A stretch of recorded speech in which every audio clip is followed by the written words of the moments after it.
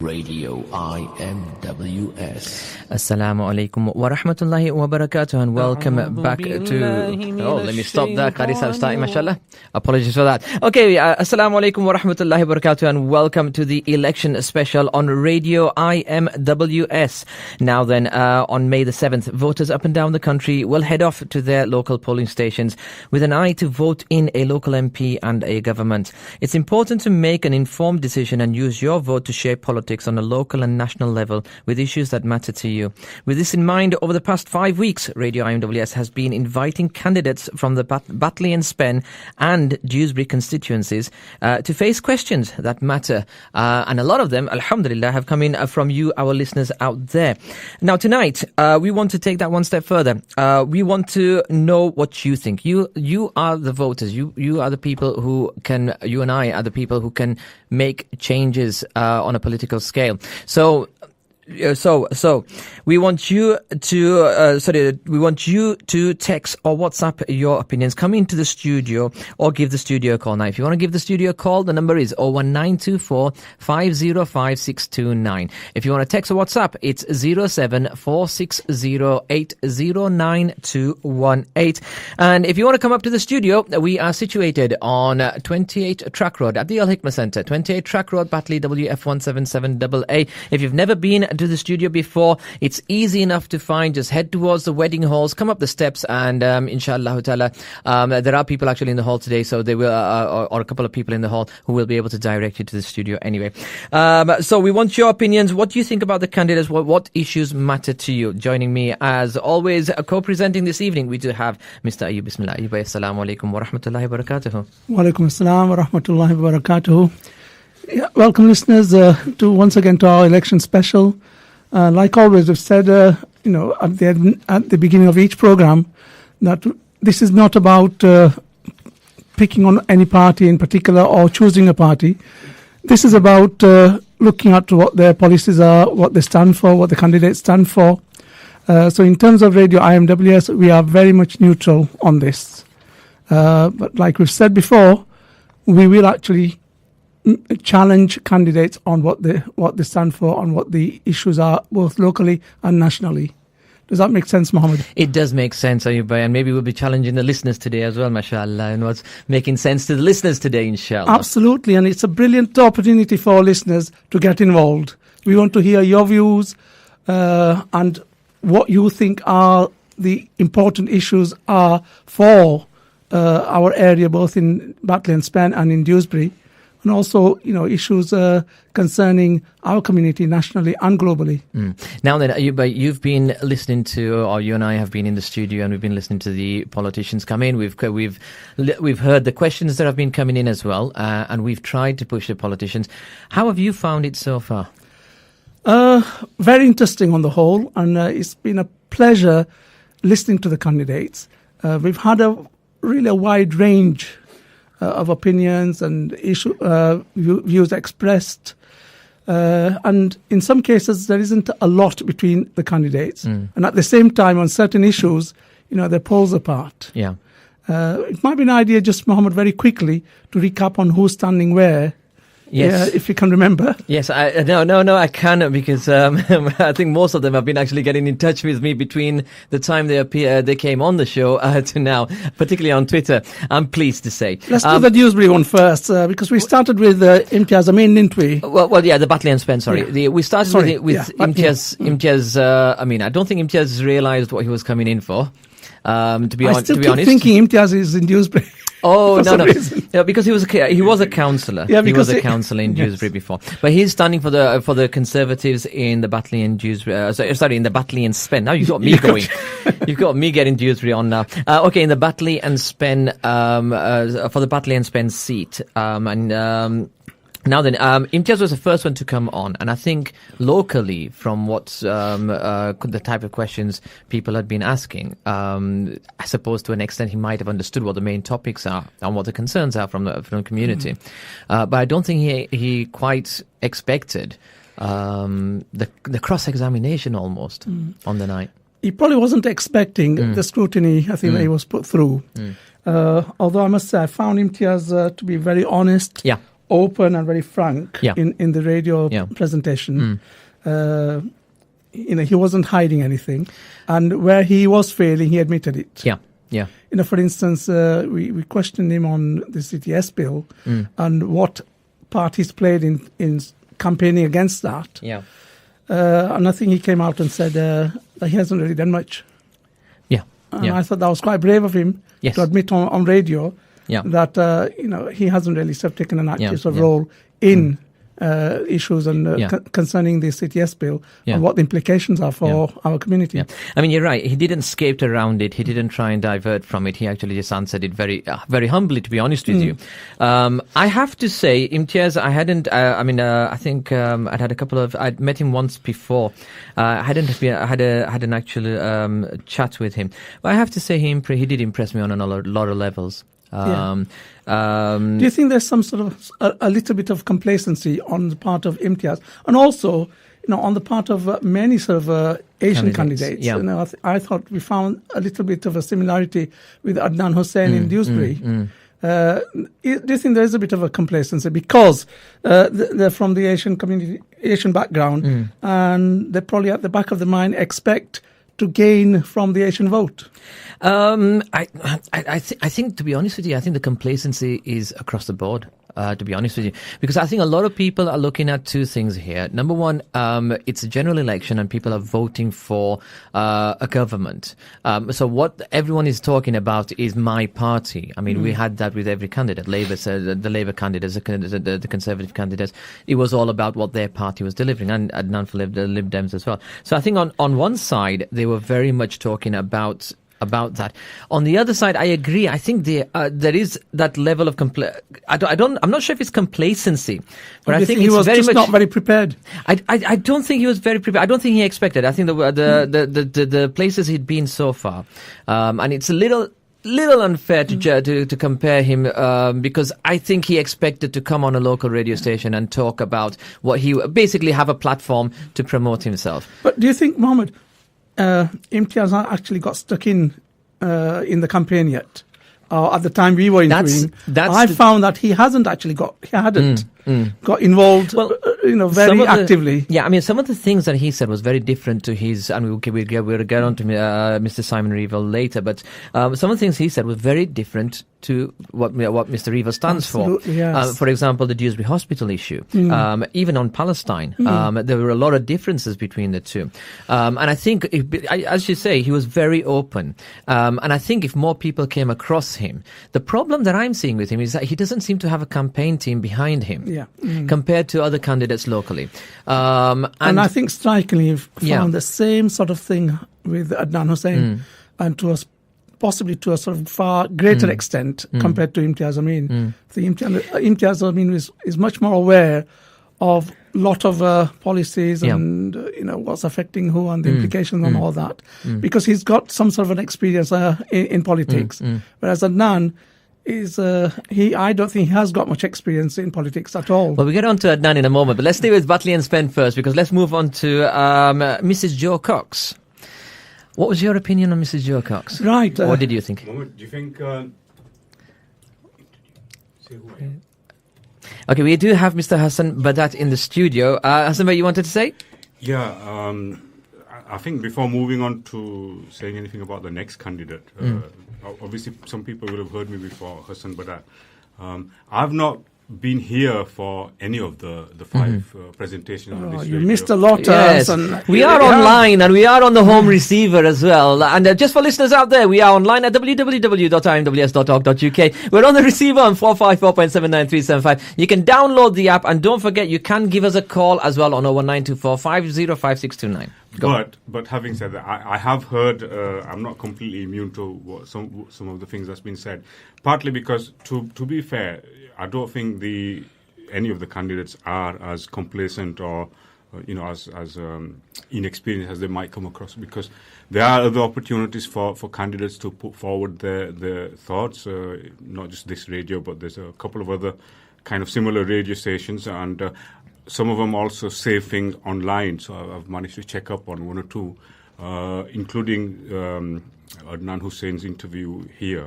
I checked that up on when you, on you know, the YouTube when channel, you posted it as well. And some of them, obviously, some of the candidates I know through other reasons. You know, I'm a member of the Labour Party. I'll hold my hands up. So I know Joe Cox fairly well, and Adnan Hussein I know because I'm a long-standing friend of the family. You know, I'm very close with his father.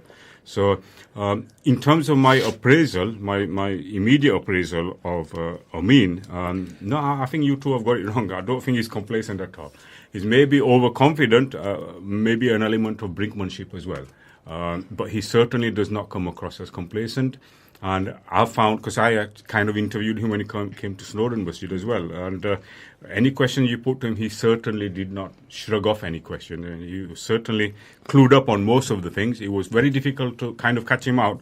I tried my best. I think one of the things I did arguably catch him out. We actually caught him out on one or two questions. Yeah, we did. Did you? Yeah, we Right, did. Okay. And in fact, okay, I think complacency be might fair- be a bit of a question mark. Yeah. But having said that, if you look at the way he's running his campaign compared to some of the other candidates, I don't think he's got into fourth gear yet. Yeah. I mean, I just want to, Ayub, I just want to go through the candidates because we do want to bring all the listeners in, inshallah ta'ala, and we've got some message coming in as well. So, sorry. So we will bring the listeners in. But Ayub, I just wanted your opinions first on, if we will talk, obviously get on with more discussions on these candidates. But what about Jo Cox? What was your... Right, okay. Really interesting question, that. I think she's very committed. She comes across very committed. You know, she's definitely very energetic, an energetic woman. She's a good listener, very enthusiastic. Right? She seems to be engaging really well with the community as a whole. Yeah. Right? And when we were interviewing her, she was speaking with a lot of sort of passion. You know, Okay. I think she's actually got very much involved in fighting for the issues. Whether she's making any difference or not, that's a different matter. Yeah. You know, she, for instance, you know, she's there with the town centre issues. I'm not sure whether she can resolve or solve anything there, but she's seen to be doing something there. Similarly with the train station, you know, she's actually organising meetings and getting involved. I think she's a vice chair of the campaign group. Library, Dewsbury Hospital, all those issues she's picked up quickly, and she's seen to be doing something about it. Yeah. And as I said, you know, she might be fighting a losing battle on quite a lot of these issues because it might be not. She might not be able to do anything about it in the end. Difficult to deliver. But you know, if you look at sort of you know, what she's doing, people are seeing that she's involved. Yeah. And I think that's a very positive thing for her. I'll tell you what, we'll get on to the Dewsbury. Although come I think, in. you know, certain other issues, for instance, like, you know, we spoke to her at length on the CTS bill and on Palestine. Now, I think she wasn't as confident on those issues, although she said the right things most of the time. For instance, on Palestine, on foreign policy, she hadn't made her mind about whether to go for boycott or not and sanctions. She said that could be an option, which I thought was a little bit of a dithering. She should, you know, if she really meant it, and she's really an experienced woman in terms of Palestine because she knows from first-hand experience what it is like for Palestinians living there. And I was surprised when we asked her, you know, would she actually support sanctions and boycott? She didn't say yes first time, and later on she said it's a possibility. Okay, I'm going to bring Hassan Bhai in on that because I just wanted to also have your opinion on Jo Cox because we've tried to play with a straight bat all along, and we wanted to be fair on both as such. Right, Hassan Bhai, you wanted to come in. Yeah, I think for Jo Cox, along with Simon Revel, obviously they are the two people with, in some ways, the most to lose because you know their parties are currently in power in terms of Batley and Dewsbury. Probably Simon Revel has got the most to lose because he is actually individual in place who's already a member of Parliament. Jo Cox, obviously, we all know is the candidate, the new candidate to replace Mike Ward. She does come with a bit of a backdrop in the sense that you know her whole selection process before the campaign was to some people controversial in terms of She was selected through the all-women, women-only, selection process, which some people might or might not have agreed with. And then, in addition to that, I think all kinds of other politics were involved in terms of relationship with the community, relationship with the majority community, minority community, relationship with the outgoing member of parliament, and so on. But on the face of it, she certainly comes across as the most hard-working person. She's in your face. Some of the projects you mentioned, the town centre and train station, but lots and lots of others. You can't falter on that. You cannot. On the passion and the commitment. Certainly accessible. Right. Okay, Hassan Bhai, I want to ask you how many. You've mentioned the town centre project, the train station project, and obviously she's also back in the saving of Batley Library. Oh, you're going to Dewsbury again. I know. You've drifted me off there right from the start. It's the old thing, isn't it? Wrong for me once, and I'm gone. Can it be delivered? Through Jo Cox? Yep. I think more than with any of the others, without a shadow of a doubt. Why is it not being delivered she's through got pedigree. Hood? Mohammed, to be honest, she's got pedigree behind her. From the experience, some of the experience Ayuba has mentioned, her working experience, her private experience, her general kind of makeup, you can sense that. Okay. I think, let's be honest. When we're looking at Jo Cox, we're not looking at just the next possible member of parliament for Batley and Spen. We're potentially looking at, in the very near future, a member of the cabinet. Right. So she can deliver. Right, okay. I want to ask you, what sort of MP do you want? I mean, we've seen, in Batley and Dewsbury, we actually have two very differing MPs. Okay, we have in Batley an MP who is very much amongst the people. You can see him quite frequently, you can meet him quite frequently, whereas in Dewsbury, for whatever reasons, but you see an MP, but there are a lot of people from Dewsbury have been saying that they've struggled to meet their MP, and one of those reasons is because of his commitment to, fair enough, his job as well, but being more down south. Now, as you mentioned there, Jo Cox has got a lot of potential. She could end up in a ministerial position down in the cabinet if Labour come in or something like that. I mean, she's got that potential. That being the case, you would lose your local feeling of having that MP very, very close, because she'd be spending more time in London. I disagree. I mean, if you speak, you and I both have got friends and relatives in places like Blackburn, and they're very high-profile members of Parliament there. Jack Straw is he was one of the most powerful men in the world, kind of thing. And they do, to be fair, they do retain some of their constituency work. In fact, laughingly, if you remember some of the debates we had in terms of payments for a couple of the ex-ministers after the Leave politics, they were in fact saying that they do have a lot of spare time, believe it or not, to carry on these consultancies and so on. As long as, I don't think it's a time factor or commitment, but I think I would want them to remain loyal to the people who voted them in on all the issues, local, national and international. Yeah. And I'd be happy with that. Because we did actually pose that question to her about, whether, about the fact that some people may consider her to be a career politician. And she did answer, I think, very positively on that, although, she's keen on career development. At the same time, her heart is with her constituents. Yeah, I mean, she has worked very hard. To be absolutely honest with you, she has worked very hard. We keep hearing about what Jo Cox is doing. To be honest with you, in Batley, I don't think that there's anyone who doesn't know what Jo Cox looks like or what Jo Cox stands for. To be honest with you, she has worked very hard. But the big question, Hassan Bhai, that I want to ask, and I did ask Jo on the night as well, and I want to see if you have a different answer to what she did. We've had a Labour MP in position for the past 18 years. We've had a Labour-led government, a council for a long time as well. And during the time of the Labour MP, we had a Labour government for a long time. But what we've seen in Batley are more and more services being taken out. We've seen the town centre, the shops, etc., moving out. Jo, what difference can Jo bring to Batley that Mike hasn't already tried? I think that's an extremely good question, Mohammed, to be fair.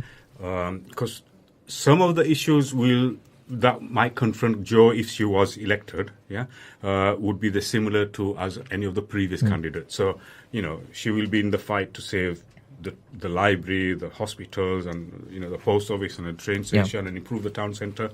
And she will be under the same situation, limitations, and opportunities as everyone in the past, i.e., a battle for resources, a battle for support from your peers in Parliament and support from the community as well. So that goes without saying. But then within that, arguably, there are one or two instances where sometimes you might be seen to be potentially conflicting with your own political party. And for example, if Labour was the party in power in one way or another, whether it's a majority single party or minority in government or whatever, this was one of the first things I tested Jo Cox on. I think I was one of the people she came to see me at home, to be honest, well before, she got selected and all that kind of thing. And I did quiz her. I did grill her, me. And I think personally I'm satisfied that she will deliver. Remember that you will have to go a long, long way before finding anyone better than Mike Wood to fight for some of the things most of the Muslim community of Batley want in relation to foreign, foreign policy and so on, as well as home policies, immigration and so on.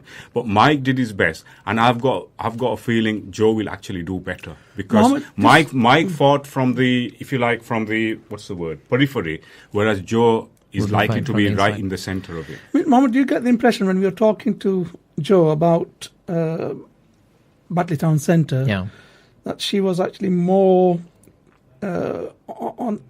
She was saying that the community should get more involved in resolving the issues, yes, rather than her directly intervening. Yeah.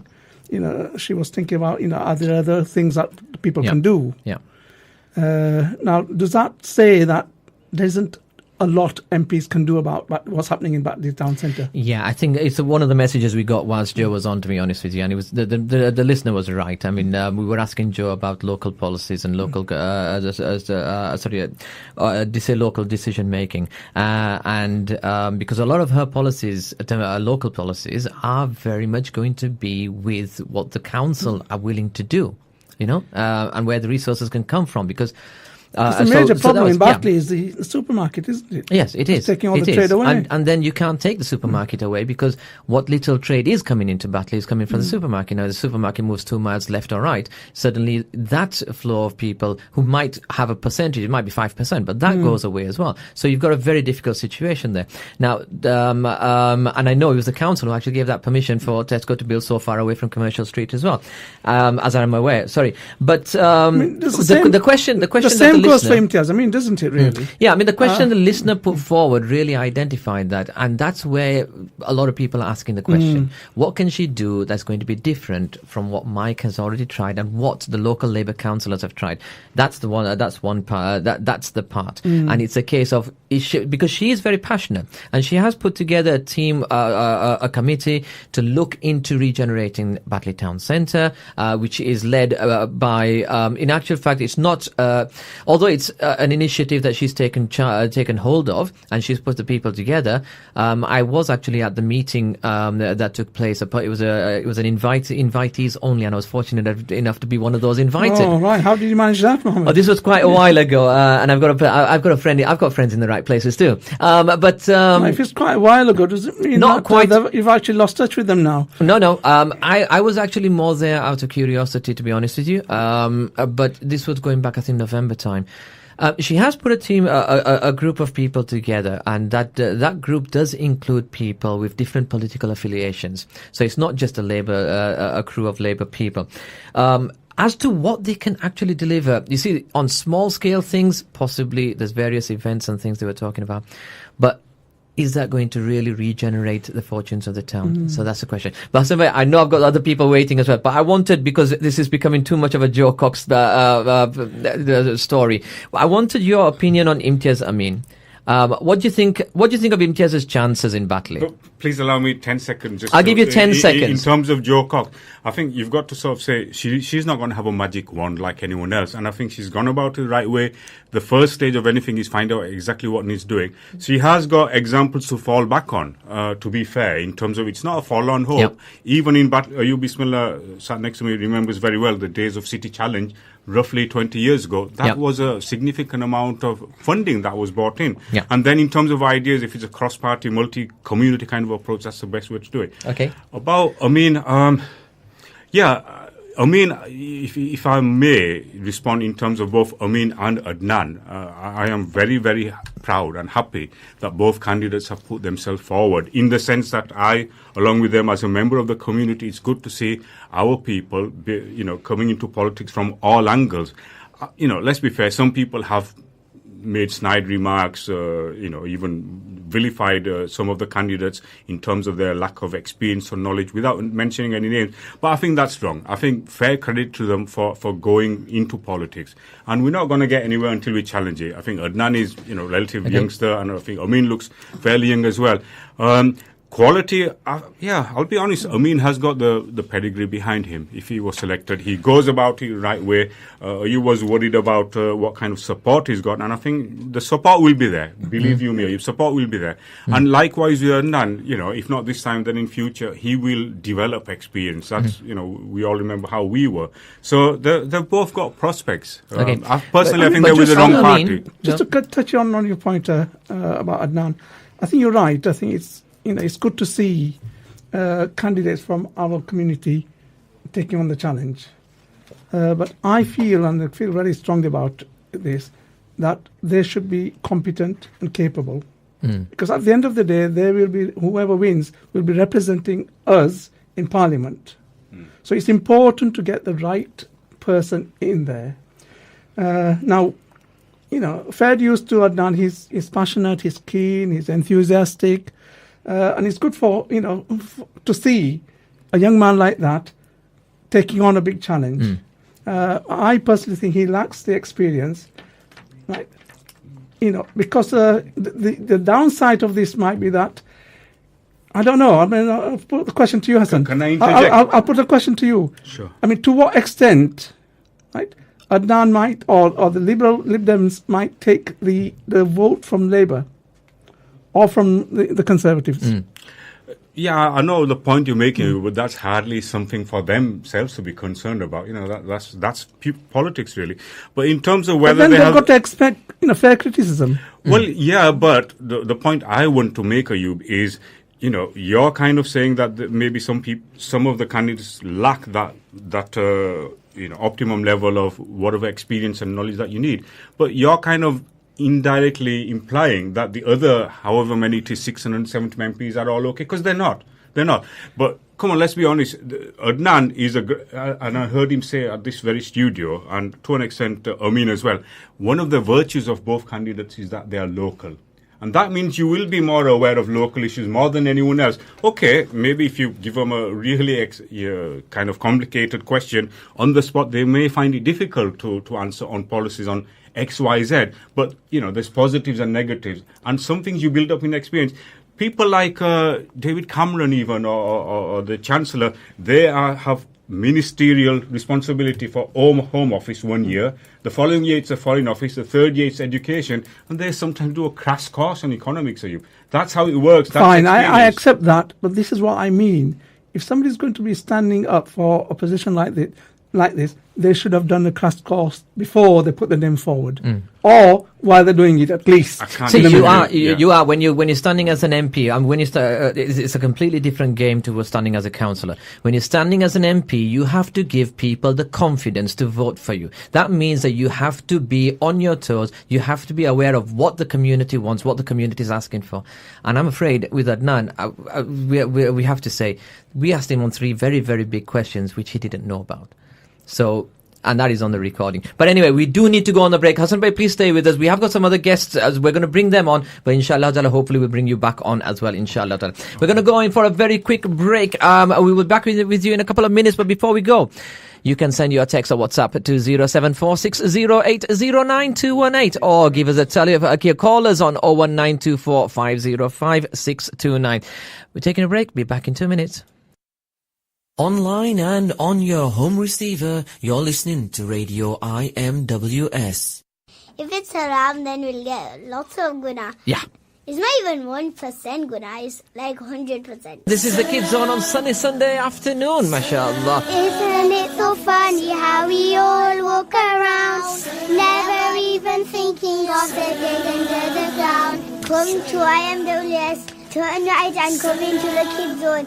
read us a story, tell us a joke, do qiraat, a nasheed, a nazam or naat. If you get this right, you will be known as the first ever Radio IMWS Sunnah of Sleeping Champions. To don't sleep, Aniya, Asr and Maghrib. MashaAllah. The Kids Zone, every Sunday 1:30 to 3:30 p.m. only on Radio IMWS. Join the discussion on Radio IMWS every Tuesday, Wednesday and Thursday from 8 p.m. Topics include Islam, current affairs, health, legal, education and a weekly program delivered in Gujarati. You can join in by calling the studio on 01924 505 629 or send us a text or WhatsApp on 07460 809 218. For program schedules, visit www.imws.org.uk. If you would like to volunteer and be part of the Radio IMWS team, email radio@imws.org.uk or call 01924 500 555. Special offer. Hire the Al Hikmah halls from Monday to Wednesday for just £28 plus VAT per hall. For more information, call 01924 500 555. Bookings need to be a minimum of 2 hours and need to be booked 3 weeks in advance. Radio IMWS. Welcome back to Radio IMWS Election Special on this Friday, the 13th of March, 2015. We've only got about 6 weeks away from the elections now, Ayub. And I just wanted to say, actually, just before we went into the break, I even made a note on it and forgot about it. Hassan Bhai mentioned about the City Challenge coming over, and when we were asking about Imtiaz Amin, I don't want to go into the debate. We will, I'm sure, go into it a little bit later. But it was a Conservative MP who brought that in. That's right. Mrs. Peacock Yes. was instrumental in that. But at the same time, Hassan and myself were actually the directors on City Challenge. Subhanallah. So the community did play a big part in actually making City Challenge work. Okay. Now then, listeners out there today is Listeners' View. Yes, we want to know what you think. Now, we did get a message, so I'm going to read that. But if you do want to send us a text or WhatsApp, it's on 07460809218. Or you can give us a call, 01924 505 629. And now then, we've got a message that came in. Let's just have a quick read of that, inshallah. Okay, so Assalamu alaikum wa rahmatullahi wa barakatuh. I will be voting for a candidate who will strongly make a difference for a just home for Palestinians. That was the message that came in. Jazakallah for that. Do keep sending your messages in. We do have another listener coming to the studio, Maulana Muhammad Amin Pandar. Maulana, Assalamu alaikum wa rahmatullahi wa barakatuh. Wa alaikum salam wa rahmatullahi wa barakatuh. Now then, Maulana, I hope you've been listening to our election specials or you've been listening to the candidates. What's your opinion? I think just before he gives us that, it's a good opportunity to ask Maulana about as Muslims, what our responsibilities are for the election and for voting. If you could give us 5 minutes on that. And I was going to start with that. You've taken. I've just made some notes. You've taken the words out of my mind. Bismillah ar-Rahman ar-Rahim. Alhamdulillah. Salatu wassalamu ala ashrafil anbiya wal mursaleen nabiyina Muhammad sallallahu alayhi wa sallam. Actually, we tend to think as democracy as something that's an invention of the West. Now, we couldn't be further from the truth in one way, but we're so close to the truth in another way. So let me just expand on that. Allah subhanahu wa ta'ala says in the Quran, وَإِن تُطِعْ أَكْثَرَ مَنْ فِي الْأَرْضِ يُضِلُّوكَ عَنْ سَبِيلِهِ. That if you accept, I'm paraphrasing the Quran because we cannot translate the Quran in any meaningful way in any other language except the language itself. وَإِن تُطِعْ أَكْثَرَ مَنْ فِي الْأَرْضِ. If you follow the people, the majority, يُضِلُّوكَ عَنْ سَبِيلِهِ, they will make you go astray. Now, what that refers to, and different mufassirin have different interpretation, but what that refers to is what generally tends to happen is un-Islamic etiquette seems to crop into people, whether they are Muslims, whether they are non-Muslims. It happens all over the place. And then if we say that rule of the majority, then what happens is slowly and slowly, because people are going towards sin, then as the majority are deciding and voting, then they will bring un-Islamic laws into it. So Allah says, وَإِن تُطِعْ أَكْثَرَ مَنْ فِي الْأَرْضِ يُضِلُّوكَ عَنْ سَبِيلِهِ. So they will make you go astray. Now, having said that, So in one breath I said that it's Islamic, and in another breath I'm saying it's not un-Islamic. So this is the un-Islamic element of it. However, we need to look back. وَإِن تَنَازَعْتُمْ فِي شَيْءٍ فَرُدُّوهُ إِلَى اللَّهِ وَإِلَى الرَّسُولِ. If you have any issues that you don't understand, you need to refer it back to the yardstick, which is Quran and Hadith. Now, when we see after Rasulullah has passed away, he could have very easily said, after I pass away, make Abu Bakr the Khalifa. He could have easily said that, but he didn't do that, and that was quite intentional, because you see democracy in action there, and this is a sort of a halfway house between Western democracy and autocracy that's the Muslim countries follow now. May Allah forgive us, and may Allah help the whole ummah, because we've lost our way so much, it's just unbelievable. So Hazrat Abu Bakr radiallahu anhu was, so when they saw that Abu Bakr, because what happened was when the Prophet ﷺ passed away, everybody was in so much shock that they didn't know which way to turn to. And even people like Hazrat Umar radiallahu anhu came to the Prophet ﷺ's body and said, if anybody says Muhammad ﷺ has passed away, I'm going to kill him. I'm going to take his head off. So nobody dared say anything. So they were all shocked. So Hazrat Abu Bakr radiallahu anhu was the only person that had the foresight to say, no. If sit down, Umar, he said, for وَمَا مُحَمَّدٌ إِلَّا رَسُولٌ قَدْ خَلَتْ مِنْ قَبْلِهِ الرُّسُلُ فَإِنْ مَاتَ أَوْ قُتِلَ انْقَلَبْتُمْ عَلَىٰ أَعْقَابِكُمْ فَمَنْ يَنْقَلِبُ عَلَىٰ عَقِبَيْهِ فَلَنْ يَضُرُّ اللَّهَ شَيْئًا وَسَنَجْزِي اللَّهُ الشَّاكِرِينَ. Translation. He said, look, Muhammad was only a prophet, and he used illa rasul. When we say only a prophet, it sounds very derogatory, the word only a prophet. But illa rasul in Arabic has a different connotation. He said, look, he was a prophet. And like other prophets, they came and they went. If he dies, are you going to turn away from Islam? So people sort of started, So Allah is the one who's the ultimate lawgiver. He's alive, and he doesn't die. So then people, when they heard that verse of the Quran, they thought to themselves, wow, we've been reading this Quran verse so many times, and we've just now realized the meaning of it. That Prophet ﷺ is going to pass away, and we're going to have to carry on. So, after everything, and cutting a long story short, so what I'm saying here is, Abu Bakr had the best of the ummah. After Prophet ﷺ, he was the best of the ummah. So that's why you need to look at the best of the person. And this is very, very, very, very important. When we're looking at candidates, we have to look for the best of the candidate. It's not, you see, we now face a very unique situation. We're not in a Muslim country, but we have elections. Now, if we didn't vote, for example, if some people said it's not allowed to vote, if we take that right to the extreme and say we didn't vote, and some BNP guy was standing and he came in, that means we are now all sinners because of us not voting, he has got in. Because us not voting, he's got in. So that's one extreme.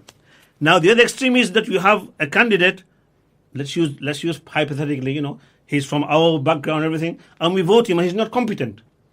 Then you also have a problem, you see, straight away. Because before I come to that, we are now in a unique situation. We are now in a country which has democracy, and you have to, if you don't exercise your vote, then the consequences are quite grave here. So then you're going to say, okay, we call it in the qawaid of fiqh, we call it aqall ad-darrain. It means lesser of the two evil. Now here we use that word, but it's actually not so simple as the lesser of the two evils. Yes, voting is in the purest sense voting for, because what happens is everybody, whether he's somebody who's got, I don't know, I'll use the word, who's a professor or doctor, he has one vote. Now I had a discussion with some Christians on this, and we're on the same wavelength. Now you have also somebody who's 16-year-old who has no experience of life. That person has one vote. Now we don't mean to demean anybody, but surely if you can give the 16-year-old, £5.60 an hour, minimum wage or whatever, and the professor, you're paying him so much money, so immediately you're discriminating anyway.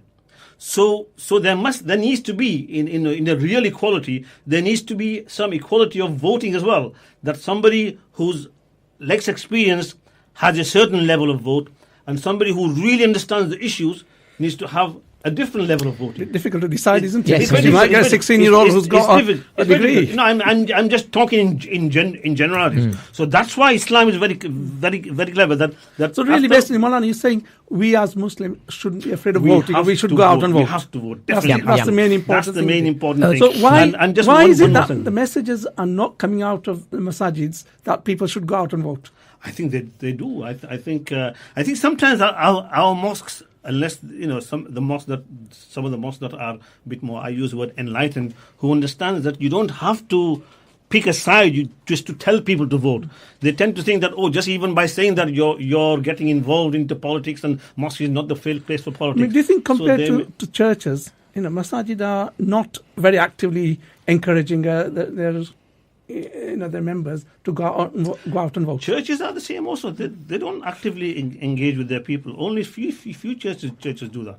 So I think we're in the same place. People tend to think that unfortunately that they tend to think that masjids are for namaz and things only. And that's it. The counter argument to that, Ayuba, is that the masjids are not saying don't vote. Right, okay. So that's the counter argument. So you don't have people, again, there's no imam that I'm aware of who said don't vote. And I know that, mashallah, most of our imams actually go out and vote. If imams stood up and said go out and vote, more people might vote. Well, to be honest with you, you're right. I think that's no. To be fair, let's be fair, because I remember Jummah namaz very close to the elections in 2010, and the Imam Sahib did say you must go out and vote. This is your responsibility, your duty. He didn't say how to vote, but he said you have to vote. And I think when there's people like the BNB standing, I think it's a lot easier to tell people you have to go and vote. And to be honest, I think a lot of the local ulama organizations have actually been meeting the candidates to find out what's happening as well. So I think there's a lot more happening. But the counter argument, really, I don't think anyone's saying don't vote. But I agree. There are organizations like Hizb ut-Tahrir. No, I mean locally. We're talking about they actually discourage people, and they say this is haram and etc. So they come out with this blur, which is totally wrong. Okay, now then, we've got a message come in. We want Jazakallah for that. Remember, you can send your text or WhatsApps to 07460809218. Salams, I think the reference to Imtiaz Amin being complacent, read the Asian vote, a bit unfair. A lot of work is being done by all candidates, I'm sure, and it's now up to us as individuals and collective as a community to make an informed choice. You know what? I have to agree. I don't often change my stance, but I have to agree. Possibly complacent was the wrong word, I think, more than anything. I think, and the other fact that I want to make is that, no, Imtiaz Amin is actually working hard out there. I've seen him on, not only on social media, but he's been going out and handing his own leaflets out and posting his own leaflets as well. We've seen him do that as well. And there's an area where the Conservatives have got a lot of stronghold, and I dare say that he wants to make sure that he gets that vote as well. So we don't know how much. The good thing about Imtiaz, he's got good local knowledge. Yeah. He knows people, he knows organizations, and maybe he ought to be working more closely and more actively with those organizations. Yeah. I think we caught him off guard rather than him being complacent on that particular day. But Maulana, I wanted to ask you, because you are from the Dewsbury area, it's a very heated, in Batley, in Batley, we've got some candidates who are fighting for the seat. But we're looking at it with great interest. In Dewsbury, you guys are looking at it with a very, very worrying eye. Well, Am I right? I don't know what you mean by worrying. Well, I was at the hustings. I was at the hustings on Tuesday, on Sunday. So from what I saw, there's a lot of concern there for you guys from the community. There is a dare I use the word, hell of a lot of concerns in there, because we've got a sitting MP who is, shall I use the word, who is Tory, but that's all I'll say about him. He's not been engaging with us. He's been, in fact, I'll go and say that he's been actually quite obstructive in many ways. And I had to use very harsh words at that place. Then we have actually within the hustings, I think the best candidate that I saw was that chap on the end from the Green Party. Yes. I forgot his name. Adrian Cruden. Adrian. He came across. and some and we as Muslims need to actually think about it. That we traditionally voted for either Labour or Conservative, maybe even different. We need to think about it. That what's this Green Party about? Because the more you dig into the Green Party, the more you realise that not only green is green, but green is Islamic flag. But putting jokes to one side, the guy was making a lot of sense. Do you know what? Malan, you said Simon Revell is not engaging with the Muslim community. What's the evidence there? Well, let's just take one incident which is in the public media, which is out there in the public. We as scholars from Dewsbury, we wrote to him. Right, yeah. And we out of sincerity, we wrote to him that these are our concerns, X, Y, Z. And he, without talking to us, he started using the word that, you guys are with this sort of letter. I'm just paraphrasing. I don't have the exact words. It's inciting ISIS to, sending... Inciting radicalism. All this sort of stuff. Or could be misunderstood. Sorry. Yeah, I think it wasn't exactly direct. It was more a case of it could be misunderstood as inciting. And more responsibility. But I told him on there that, look, Simon, you have these fancy people that work for you. You yourself are a fancy person. We are simple people. Yeah.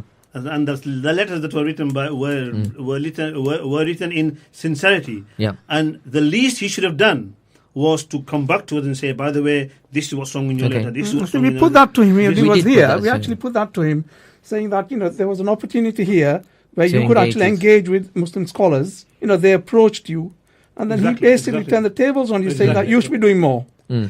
I mean, Maulana, I wanted to ask you a question. One of the things that Simon said when he was in the studio was that there was political intent behind that letter, and that there was a paragraph that said this legislation is very politically motivated from the Conservative Party, and that Simon thought was of the opinion that it was politically motivated. Muhammad, could we have written the letter better? Yes, we could have written the letter better. I'm not here to defend anything. We could have written the letter better. Should we have vetted the letter much better? Yes, we would have. We should have done. I mean, all that said, but all we were asking him to do was at least engage talk to us. But what he did was, I had a personal conversation with him, and he said, no, I'm going to publish, etc. I said, look, why don't you meet with us? He said, I'm happy to meet you afterwards. I said, what's the point in meeting afterwards? Yeah. I said, if things in there, he said, so does that mean that you haven't read the letter? I said, no, we've read the letter. Yeah. Our opening paragraph was how, we condemn X, Y. In fact, even at that meeting, if you remember, yes. I made people say, how many of you support terrorism? Yes. Nobody. How many of you have been radicalized because of as imams? And I think that put him in his place quite strongly. Well, I wouldn't actually agree with you on that point, because later on we did have a gentleman ask about the counter-terrorism and security bill. And he did ask very fairly, and I think no one in the room thought that anything he said was in any way could be misunderstood as being radical or extremist. But Simon did say he had to be careful, didn't he? But Simon picked him up straight away. Yeah. To which I jumped on Simon, if you remember. Yes. I said, hold it, Simon. This guy is a simple guy asking you a simple question. I did have someone comment to me earlier in the week, which I'm going to share, inshallah ta'ala. There's been 3 instances where Simon has been asked about the counter-terrorism and security bill. One is the letter from the scholars in Dewsbury. The second is when we asked him about it in the studio here. And the third is the hustings. Now, these are the 3 that I'm aware of. And on all 3 occasions, the people asking the questions have been told that what they've said could be misunderstood as being radical. And I'm wondering, I also realize, I'm a very good ponderer, and I did ponder over it, and I did think that as soon as someone calls you a radical, you become defensive. You lose the objective of what the question was. And I think on all 3 occasions, I'm wondering if that objective was lost. It's what's called character assassination, isn't it? It is. I'm hoping that's not the case. I really genuinely hope that's not the case. But Imtiaz was all the other candidates were far more engaging with answering our concerns and recognizing that there can be concerns here. Simon didn't recognize the concerns, I'm afraid to say. What was useful is listening to your radio interview that you had put onto the website What was very useful for me was to actually put the radio, to listen to your radio interview, to see how his tact was. And you noticed our questions were very different to your type of questions. And they were more sort of in hindsight, we shouldn't have asked him that, we should have asked him this way. So we had the hindsight of your coming on and doing that. Because I studied his interview with you guys at least 4 or 5 times. I actually went and wrote everything down. It was a very long interview as well. It was one of the longest one. It was the longest one we had. It was the longest one we had. 2.5 hours. It was, yeah. I mean, I'm going to move on to He something. didn't answer any questions, though. I'm going to move on to something else. Just Sorry, before you do that, Yep. good question for you, Maulana. Coming back to the issue about voting, so have we traditionally voted at all? Example, in the 60s and 70s, as a community, have we always voted? I think I don't know. I don't have any statistics, but just going by what. But in the 60s I was 0-year-old. In the 70s I was 10-year-old. I might have to answer that one. Well, I think, but I mean, from what I know, at least my father and my mother used to vote, and the people around me used to vote. So I think we know different in our voting patterns to any indigenous person who if they remember to vote, they vote. If they don't remember, they don't remember. Particularly in Batley, I think there is a political awareness amongst Asian Batley is a very people, right from the 60s. There have been groups of people who came over from India, particularly from India, who were particularly aware and who actually got involved in politics and in the trade union issues as well. So there was that awareness. I think where there might have been issues, maybe a lot of young people may not have voted. Yeah. I want to actually change that slightly, because if we look back, what we find is that there was a great urgency. I remember my parents telling me go out and vote. 25 times when I was a 18-year-old, sorry, a 19-year-old. That's 25 times in the same hour, to be honest with you. But one of the reasons was because when you go back to that time, you had people like the National Front, and you had people, parties, and who were very much against us. Now that's where the whole Labour affiliation with the BME community comes from. That you had that Labour was your party, was looking out for your interests. The Tories weren't, and you had the far right parties thereafter. So you had a reason that you wanted to keep people out, and you went and you voted. I think today it's a bit different, and I think today there's a lot of young people within our community as well who are not voting, and I've got other worries. Sorry, Hassan just reminded me that recently we've had Batley has been a marginal seat, not the last election, but previously it has been. So I think the point I think that we are coming to is the Asian vote does count. Of course it does. It makes a big difference. Yep. It will make a big difference in Batley, and I think talking to the candidates, they know that the Asian vote will actually sort of swing. Which way the election is going to go. The same in Dewsbury. Yeah, I think particularly in Batley, I think very much so. Yeah. And I think quite rightly, the candidates are actually engaging with the Asian community much more than they had been before. Yeah, I do want to have Maulana's opinion on the other Dewsbury candidates, but we've got a couple of messages come in which I want to read out. Jazakallah for sending them. Remember, you can send your text or WhatsApps to 07460809218. Now then, first one says the Dewsbury hustings was good, but it highlighted flaws in most of the candidates. They all deviated from the questions. This second message is maybe something for IMWS to consider when they hold theirs, that the questions are short and direct. A neutral chair there's a neutral chair, candidates and the floor given equal opportunities to ask and answer questions. Jazakallah for sending that in. Yes, just to touch on it, we will be holding the hustings here at the Al Hikmah Centre on the Sunday the 19th of April at 6 p.m. inshallah. Now, Maulana, you wanted to... Just a very quick question, Maulana, from the hustings. I mean, how did you find the UKIP candidate in Dewsbury? The UKIP candidate was, as a person, he was excellent. But I think halfway through he said there's no point in what was the word he used? He said there's no point in voting, or there's no point in being elected. So I was quite shocked that he was saying that. So I said, why are we sending you to Westminster for? Which he said no. So he's actually quite shrewd. He said, well, if UKIP gets in, they want to change the system. I said, fine. That's probably... Because obviously UKIP's been in the news today, hasn't it? It's been in the news today, yes. It's always in the Farage, news. is it Nigel? Yes, Nigel Farage. Making a really sort of interesting, well, I wouldn't say interesting, but I would say... It's always interesting. Nigel's comments are always interesting. No, the thing he said about this fifth column that we're talking about in terms of how Muslims are behaving in this country, I think that was quite pertinent. Well, not pertinent, it was quite serious, really. And people need to actually think very carefully about what UKIP stands for. Yes. Yes, you've got to look past. I mean, one of the problems that people have with UKIP is that they see the whole issue about European migration and so forth. But what they forget are the type of policies that they have brought before, or they've proposed before, banning of the veil. He was openly saying that Muslims, certain Muslims in this country, are actually they hate. The indigenous people in the country, and they're against the British laws and British values and all that. Can I say something? I would have thought I would never say this. There are some people in our community. I'll grant that there are so minority who are actually like that, and they actually behave that way. Somebody sent me a WhatsApp video yesterday. And I was shocked to look at that WhatsApp video. I mean, the guy came into this place and he started swearing and things. And he started swearing to Allah as well.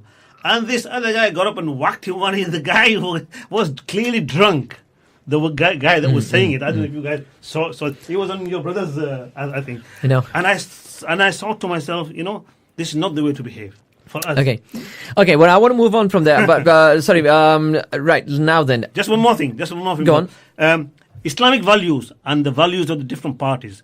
From my knowledge, and I could be wrong and it could be biased, at least up to now, before the gay marriage bill, the Conservative Party values, I could see some light in that, in terms of family structure, in terms of looking after people. There were some things in there that quite appealed to me. So in terms of, but then what happened? The party brings in gay marriages. That wasn't even in the manifesto. It was, I don't know, it was just a wave that was going through. And to be honest with you, Simon Revell voted against it. He did. That's the only thing I can say about Simon Revell. Everything else is SH1T, but that's the same-sex marriage bill was actually brought in on the back of the civil partnerships, which were actually brought in by Labour.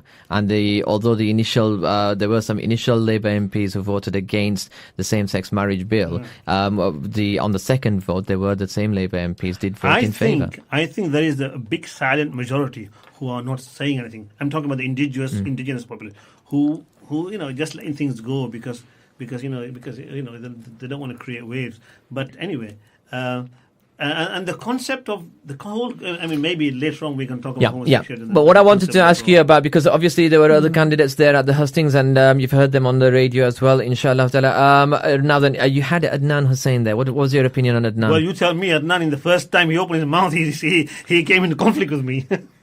Really? He came across a very nice young man. After he simmered down, he became very nice. Because initially, we gave people 10 minutes to talk. And then Adnan initially said he wasn't coming. So I dropped him off my email list. So the night before, I had to email them back saying, look, I gave you 10 minutes, but we're going to have 3 minutes only. And then we're going to go into questions and answers. About half an hour or 45 minutes before the hosting was going to start, Adnan texted me. Who reads text? I have difficulty in reading WhatsApps anyway. I get 155 piled up. So I'm a busy man. I don't want to be tied down to my WhatsApp and emails and stuff. So I looked at it. I said, look, if he's coming, that's fine. So he came. And he said, nobody sent me the email. I said, look, hold on. You need to make a complaint, make a complaint. I said, you're going to have 3 minutes. He said, no, I'm going to have 10 minutes. I said, no, you're going to have 3 minutes, whether you like it or not. Or 5 minutes. I give him a bit more. But he dropped out. And he should have just gone with the others. And just, because what happens in real life is you get 10 minutes or half an hour to prepare something, and suddenly you say, okay, right, we're on. This is life. Get with it, man. Somebody says you've got 2 hours to prepare something, and suddenly some mehman comes into your house and your half day is gone, or somebody new comes into your house and you've got to change priority. You've got to react. As an MP, you need to have that skill anyway. So I think he got stuck because he'd had a rigid script that he wasn't going to move from. He was going to read every single line from there. Obviously, he's done his preparation, hasn't he? Well, he had, so he yes. couldn't then cut out what he wanted to cut out. But I felt a bit sympathetic for him. He obviously gained in confidence after coming into the studio on Friday. Gained in confidence, and after I patted him, I said, "Look, don't worry, I'm with you."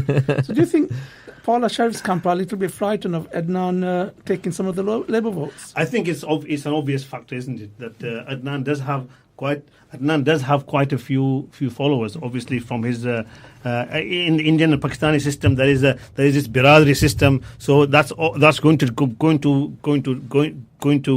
affect the vote. But let's see how much.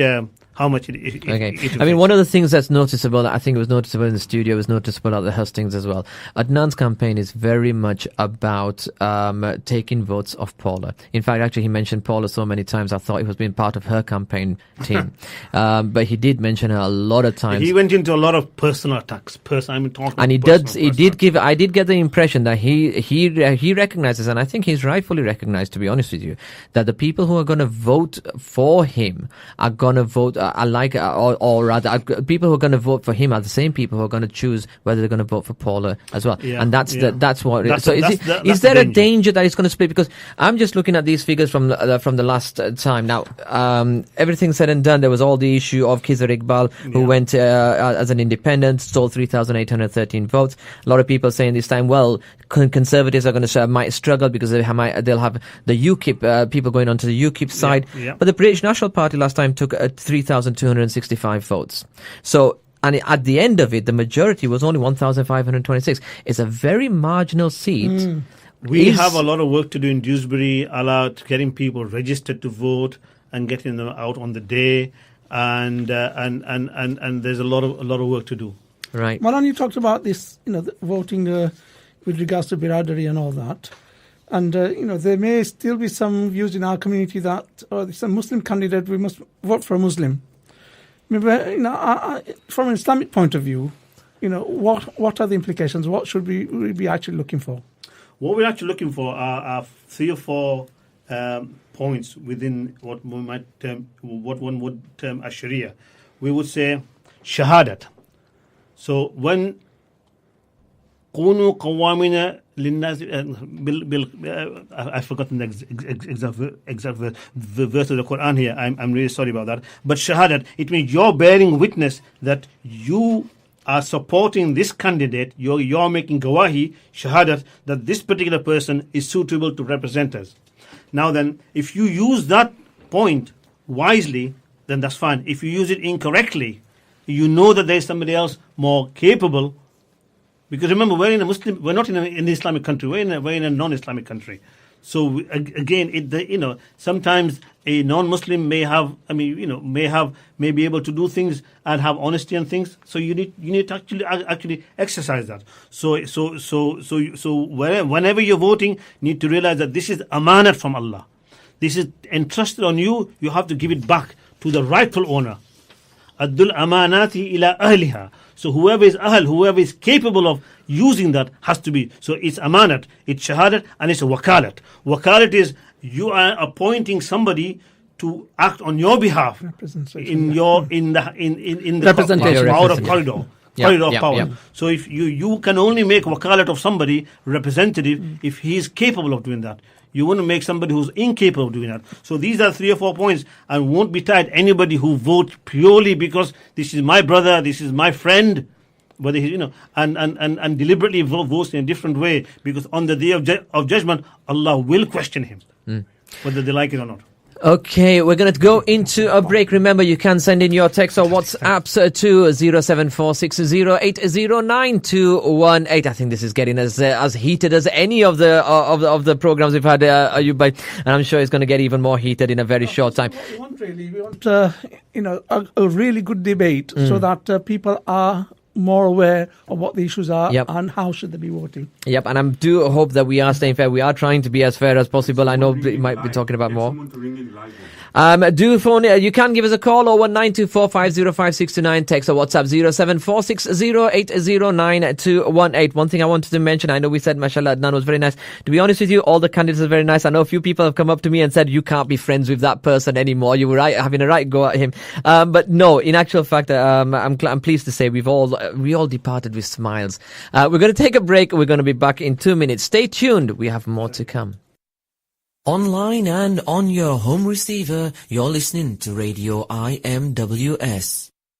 Join the women-only over 50s Elderly Lunch Club every Monday from 12 p.m. till 3 p.m. at the Al Hikmah Center. Enjoy a meal in the company of friends as well as gentle exercise routines, including the use of treadmills and exercise bikes. That's the Over 50s Elderly Lunch Club every Monday from 12 p.m. till 3 p.m. at the Al Hikmah Center on 28 Track Road, Batley, WF177AA. For more information, call 01924 500 555. Reach your customers through our radio, magazines and website with competitive rates advertising on Radio IMWS, Pegam, An-Nisa and the IMWS website could give your business the boost it deserves. For more details, email info@imws.org.uk or call 01924 500 555. It is related by Sayyidina Anas radiallahu anhu that the Prophet Muhammad sallallahu alayhi wasallam said, when a man marries, he has completed half of his religion, so let him fear Allah regarding the remaining half. The Al-Hikmah Nikah service launched by the IMWS aims to introduce prospective marriage partners to help fulfill this important aspect of faith. The service is open to unmarried Muslims who are permanent residents of the UK. For more information, visit our website at www.imws.org.uk.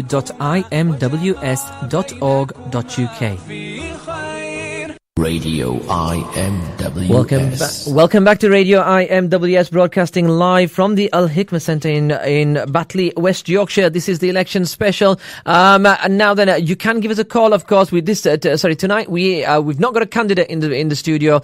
It is a listener's view. We want views. We want you to phone in. We want you to text or WhatsApp and let us know what you think of the local candidates. You've heard them over the last 5 weeks, or you've had 5 of them over the last 5 weeks from the Batley and Spen and the Dewsbury constituencies. So give us a call. Let us know what you think on 01924 505 629 or send us a text or WhatsApp on 07460809218. What are the issues that matter to you and who are the candidates who'd best address them? Now, in order to vote on May the 7th, of course, you need to be registered to vote. Now, anyone 16 and over can register to vote. There has been a change in the method of registering to vote. Before, you did have a person from the head of the household would be could register everyone to vote. That's changed. You have to individually register now. And what that's meant is a lot of people, particularly students and possibly people who have moved home since December 2013, who may not be on the electoral register. And if you're not on the electoral register, then you will not be able to vote. It's as simple as that. So, now, how do you check that your name is on the register? Well, you can check quite easily in the Kirklees area. By contacting the electoral services, and the number that you need to contact is 01484 221650. You can even email them as well.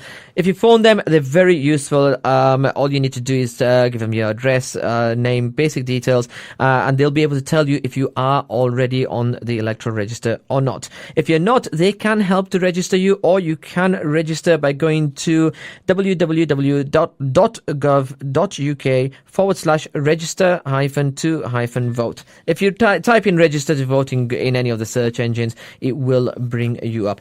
All you need, it's an online process. All you need is your national insurance number, your date of birth, and your postcode. That's about it. And it's a very simple process, but you can register that way as well. Can I say there's a simpler way? I think it was roughly the first week of February. Mm-hmm. Every household in Batley area should have received a notification from the electoral register, and within that will be the names of people registered to vote in that household. Mm-hmm. That's the first starting point you need to check.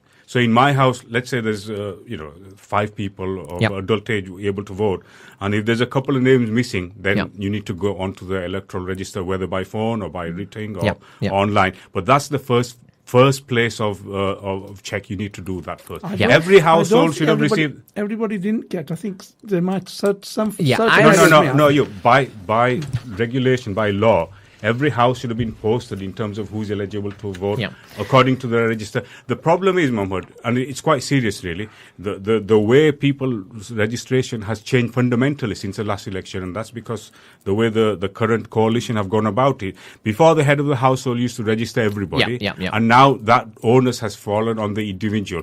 That means literally thousands of people have been thrown off the register. And there is also a deadline involved. I'm not sure exactly, but something of middle of April or something like that. April the 20th. Hassan Bhai, you're absolutely right. Unfortunately, what came in February, I can't even remember, to be honest with you, in my post. But if people are concerned, there's a very easy way of finding out. And I did speak to the electoral services this afternoon at Kirklees. It is a local number as well, 01484221650. You can get that from the Kirklees website. Just type in electoral services. If you phone them up, all you need to do is give them your postcode. If you are concerned, then do phone them up and you will be able to find out if you are on the electoral register. Now, the other thing that's going to happen is your voting poll cards are going to be coming through the post from the 1st of April. You have until the 20th of April to vote. Now, if in the first week of April, if you do think that no, I'm okay. If in the first week of April you do not get your voting cards, then you still have around about 2 weeks, just short of 2 weeks, and to actually still register your vote. And it is very easy, either by phone or by online. So you do have various options. There's various things you need to look out for. Your poll cards you need to look out for. But if you do have a concern, if you're not sure if you are registered to vote, all you need to do, this is the number 01484 221650. We'll put that onto our website as well, onto our Facebook page, inshallah, and they will be able to tell you if you are registered or not. Okay? Sorry, we have got a message that's come in. Let me just grab that. Okay. Right, okay. Paula Sheriff is a nice person and very passionate about the NHS for obvious reasons, but the hustings highlighted she needs to brush up on other key issues. Now, I was the only one who was there at the hustings, unfortunately, from the people in the room. Enlighten us, Mohammed. To be honest with you, I think the person who sent the message earlier probably hit the nail on the head. I don't think any of the candidates, the best person in the hustings, and I am being absolutely fair on this, was Adrian from the Green Party, Adrian Cruden.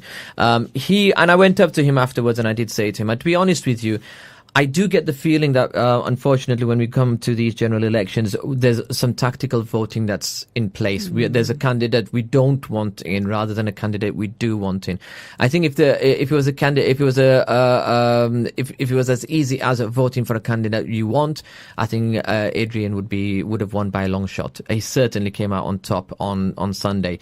As far as policies go, I'll be honest with you, I don't think any of the other candidates really put a strong enough case forward. Partly maybe because they didn't have enough time to answer questions on policies. Partly because the questions they seem to be very much geared towards particular topics and particular politicians on the day. And I think sometimes when you do that, what happens is you don't actually give a fair chance to the other candidates to actually answer the questions properly, and that can happen. And I think the person who sent the message in a short while ago who said that none of the candidates really answered. I'd agree with him with everyone except Adrian. Adrian was the one who every time he spoke, I found myself applauding, and I genuinely felt he had a... Because we had Paula here in our studio, didn't we? Yeah, we did. And we interviewed her. I spoke with her, at fairly lengthy time, but not as long as Imtiaz Amin or Simon Revell. Yeah. What struck me most was I think she would be a very good constituency MP if she was elected. Yeah. She would definitely work for her constituents. She would go out of her way to make a difference for them. Yeah. A little bit like Mike Wood, I think. Yeah. Yeah. I don't know if you I would absolutely agree. I think to be fair, that's what she's saying she wants to be, and that's what she's saying to the people of Dewsbury. It's a very difficult seat, is the Dewsbury seat, because you have got on this side, you've got a very large Muslim population, whereas on Denby Dale and the Kirkburton side, but there's hardly any Muslims around that area. So on one minute, people wanted to be steadfast on issues very specific to Muslims, whereas on the other side, of course, there's other issues. There are a lot of issues out there. So it's a difficult one for any MP in Dewsbury to actually serve everybody very, very equally and very, very fairly. But I do agree that I think she would be the opposite of Simon Reevell, to be honest with you, and that's what she's promising. More of a constituency MP, more of representing the challenges that are facing the local community. Again, on delivering on town centre policies, she had a couple of ideas there which kind of like sounded okay. They weren't that crazy. Not to say any of them said anything crazy, but they weren't. You could sort of think, well, hold on, yeah, possibly if you work hard enough and if you get a few things going your way, then that could actually work on a local level. But on the hustings, which is what the text message refers to, I have to say yes. I think other than Adrian, I don't think anyone came out of that with flying colours, to be honest. Do you think hustings make a big difference? I might be a bit hard on that, but... Do you think hustings make a big difference? Shall we bring Hassan in? But I know Hassan Bhai wanted to come in a while ago, so apologies for that, but do come in, Hassan Bhai. No, that's okay. I would like to, in the words of the famous, my good friend Dr. Husni, turn that question on its head, what the last listener sent in terms of who was the best at the husting. I would ask the question to the potential voters, what issues are important to you? We've touched upon some of them so far. Would you vote for someone who's the best constituent MP, who'll do your casework and so on? Or are you going to vote for who has got the best policy on Middle East? Or are you going to vote on whoever's got the best policy in terms of how much tax you have to pay, welfare benefits? Frankly, our community, kind of semi-ashamed to say, are not really in tune with the wider spectrum. That it's known as a political spectrum. There are so many other things involved. Generally, people see it as like a rainbow ranging from left to right. And it includes so many other things like defense, disarmament, privatization, etc., etc. And we don't seem to touch upon that. And in a way, I think that's a tragedy that sometimes people from our community are seen to be only au fait on certain main 2 or 3 topics, and I think that's wrong. I think that's a fair point, Hassan. We're not looking at it holistically. Yeah, but I want to press. Okay, Hassan Bhai, I want to ask you, what would you say are the main topics? What are the topics you would use to choose who represents you Mohammed, in Parliament? I'll be honest with you. I think you'll get very few people who will honestly say what is the main topics that they would go. Yeah. I'll pose a scenario to you in the words of Adnan. I'm almost wondering if we are actually interviewing a candidate here, Ayub. No. What are the topics? What are the issues that matter to you? I would be heartbroken, Mohammed. Seriously, if one candidate said that he's going to raise taxes to 95% means I can only keep 5% of what I've earned. Or maybe he says he's going to completely do away with welfare benefits.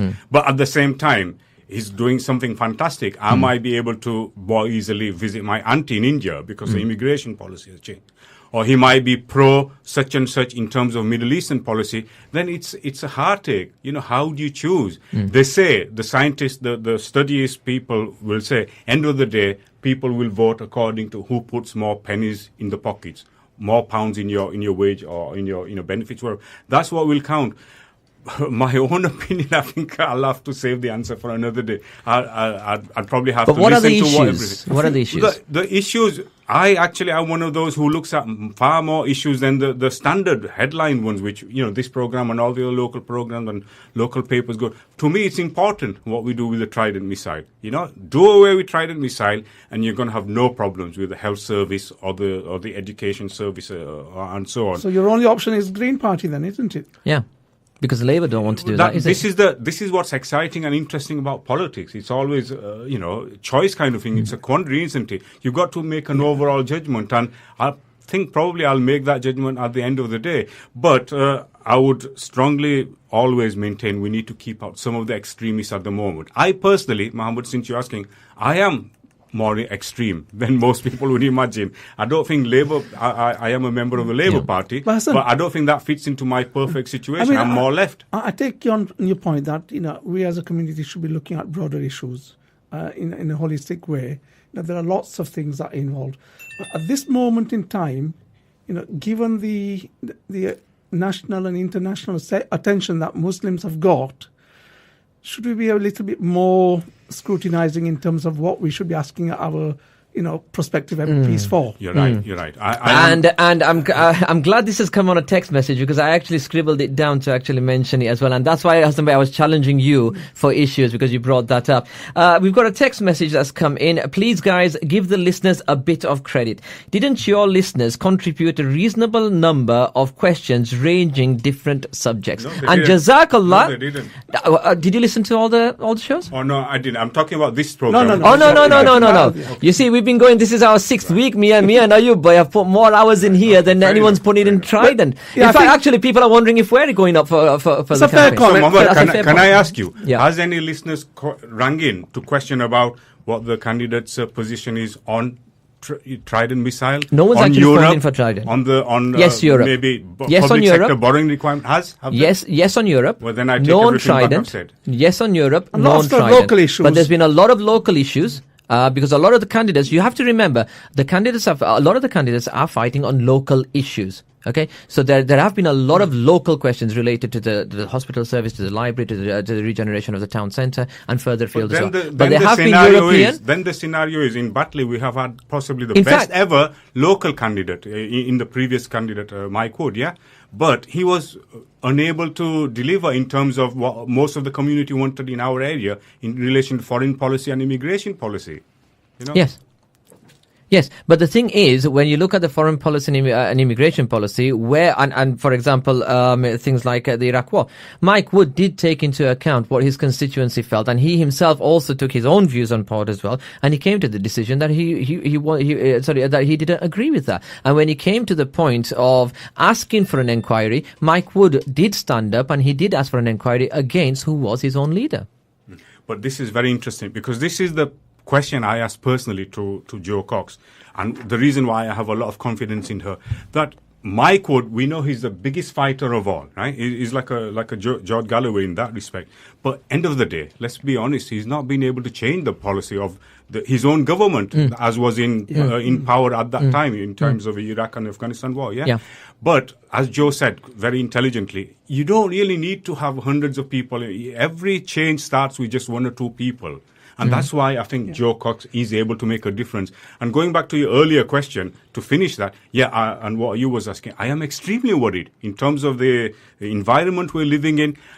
I have studied a little bit of history, not as much as anyone else, but a little bit. And the comments that's coming out currently from people like Farage about the fifth column, believe you me, that is shocking. That is disgusting, but also it's dangerous. If you look into history about other people in the past, dictators and authoritarian figures, that's how they start. The nice type of characters. They make subtle remarks here and there, and what they got into became absolute monsters of enormous fair point, Hassan. I think the comment you made about Mike is quite accurate. He's not been frightened of going against his party's policies. Now, the question arises here about our presence of candidates. To what extent will they actually go against their party policies? And which candidate might actually go against the party's politics? We have got a message coming in, so I do want to read that, and we'll come back to that, Ayuba, inshallah. Keep that when I ask a question. Sorry? I know. But we have, because I do want to encourage more people to, and I think that people started warming up out there as well, mashallah. You can send in your text WhatsApps to 07460809218. I know there's not been many callers over the shows, but most people seem to prefer text and WhatsApps. Okay, we've got another one coming, but no, okay, votes should be cast on the whole picture. The ability for the candidate to do the job justice with full integrity. Sorry, let me read that again. The ability for the candidate to do the job justice with full integrity. Plus, the party manifestos should match your views on issues that affect you personally foremost, as well as on a broader spectrum. That's a really good statement, isn't it? Yeah. And another one that's come in. Okay, so apparently these are the subjects we've covered so far: regeneration of the town centre, NHS Dewsbury Hospital, employment, schools, Islamophobia, CTS bill, Iraq war, foreign policy, Palestine, United Nations. Somebody's obviously been making notes. We've made an impact. MashaAllah. We have made an Excellent. impact on our listeners. But yeah, I mean, there's a number of things. Now, you ask a very important question to Hassan Bhai. Hassan Bhai. Yeah, I mean, the issue about, like I said, Mike's been brilliant. He's not been frightened of going against his party's policies. Now, the question arises about the present candidates, both in Dewsbury and in Batley and Spen. To what extent can we expect, these candidates, if it came to the crunch, will they actually vote against the party? I've got a brilliant answer for you, I hope so. Yeah. Our good friend Aziz Daji, Oh, yeah. right? Me and him were on the steps of Huddersfield Town Hall some 20, 25 years ago. There was a major dispute between our community and the politicians at that time, which happened to be Labour Party. Jamil Akhtar, Councillor Jamil Akhtar, I'm sure you will know, yeah. probably Muhammad will know as well, one of our earliest councillor. He was in a quandary because the community wanted one thing. He was in a dispute about some employment of a high position. So he wanted one thing, the community wanted one thing, and the Labour Party wanted an outsider. And the community thought it was outrageous. We held pickets and marches and all kinds of things. So Jamil and Akhtar and our good friend Aziz, they were having a right argument. And then Jamil Akhtar suddenly said, so what do you want me to do? Resign from my party? Aziz said calmly, yes.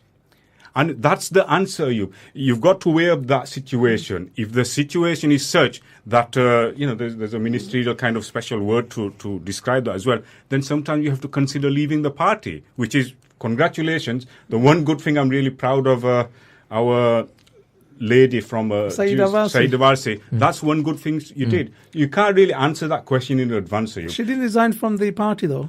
No, she didn't. No, but she resigned so it would free her up in terms of being able to speak more openly about things. And it's that. I think there's a big difference between, for example, the outgoing candidate, Mike Wood, and potentially if she was replaced by Joe Cox. They've got different ways of working. For one thing, we also know Joe Cox, let's be honest, she's got the backing of the powers of Labour Party.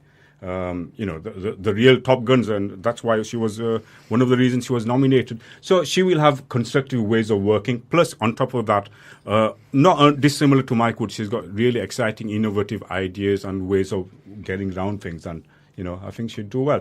But if it came to a crunch, who knows? I don't know that. Yeah. Okay, well, what about let's say every time you mention Joe Cox, I feel I have the need to mention Imtiaz Amin to balance things out. Mashallah, I think we're more balanced than the BBC are.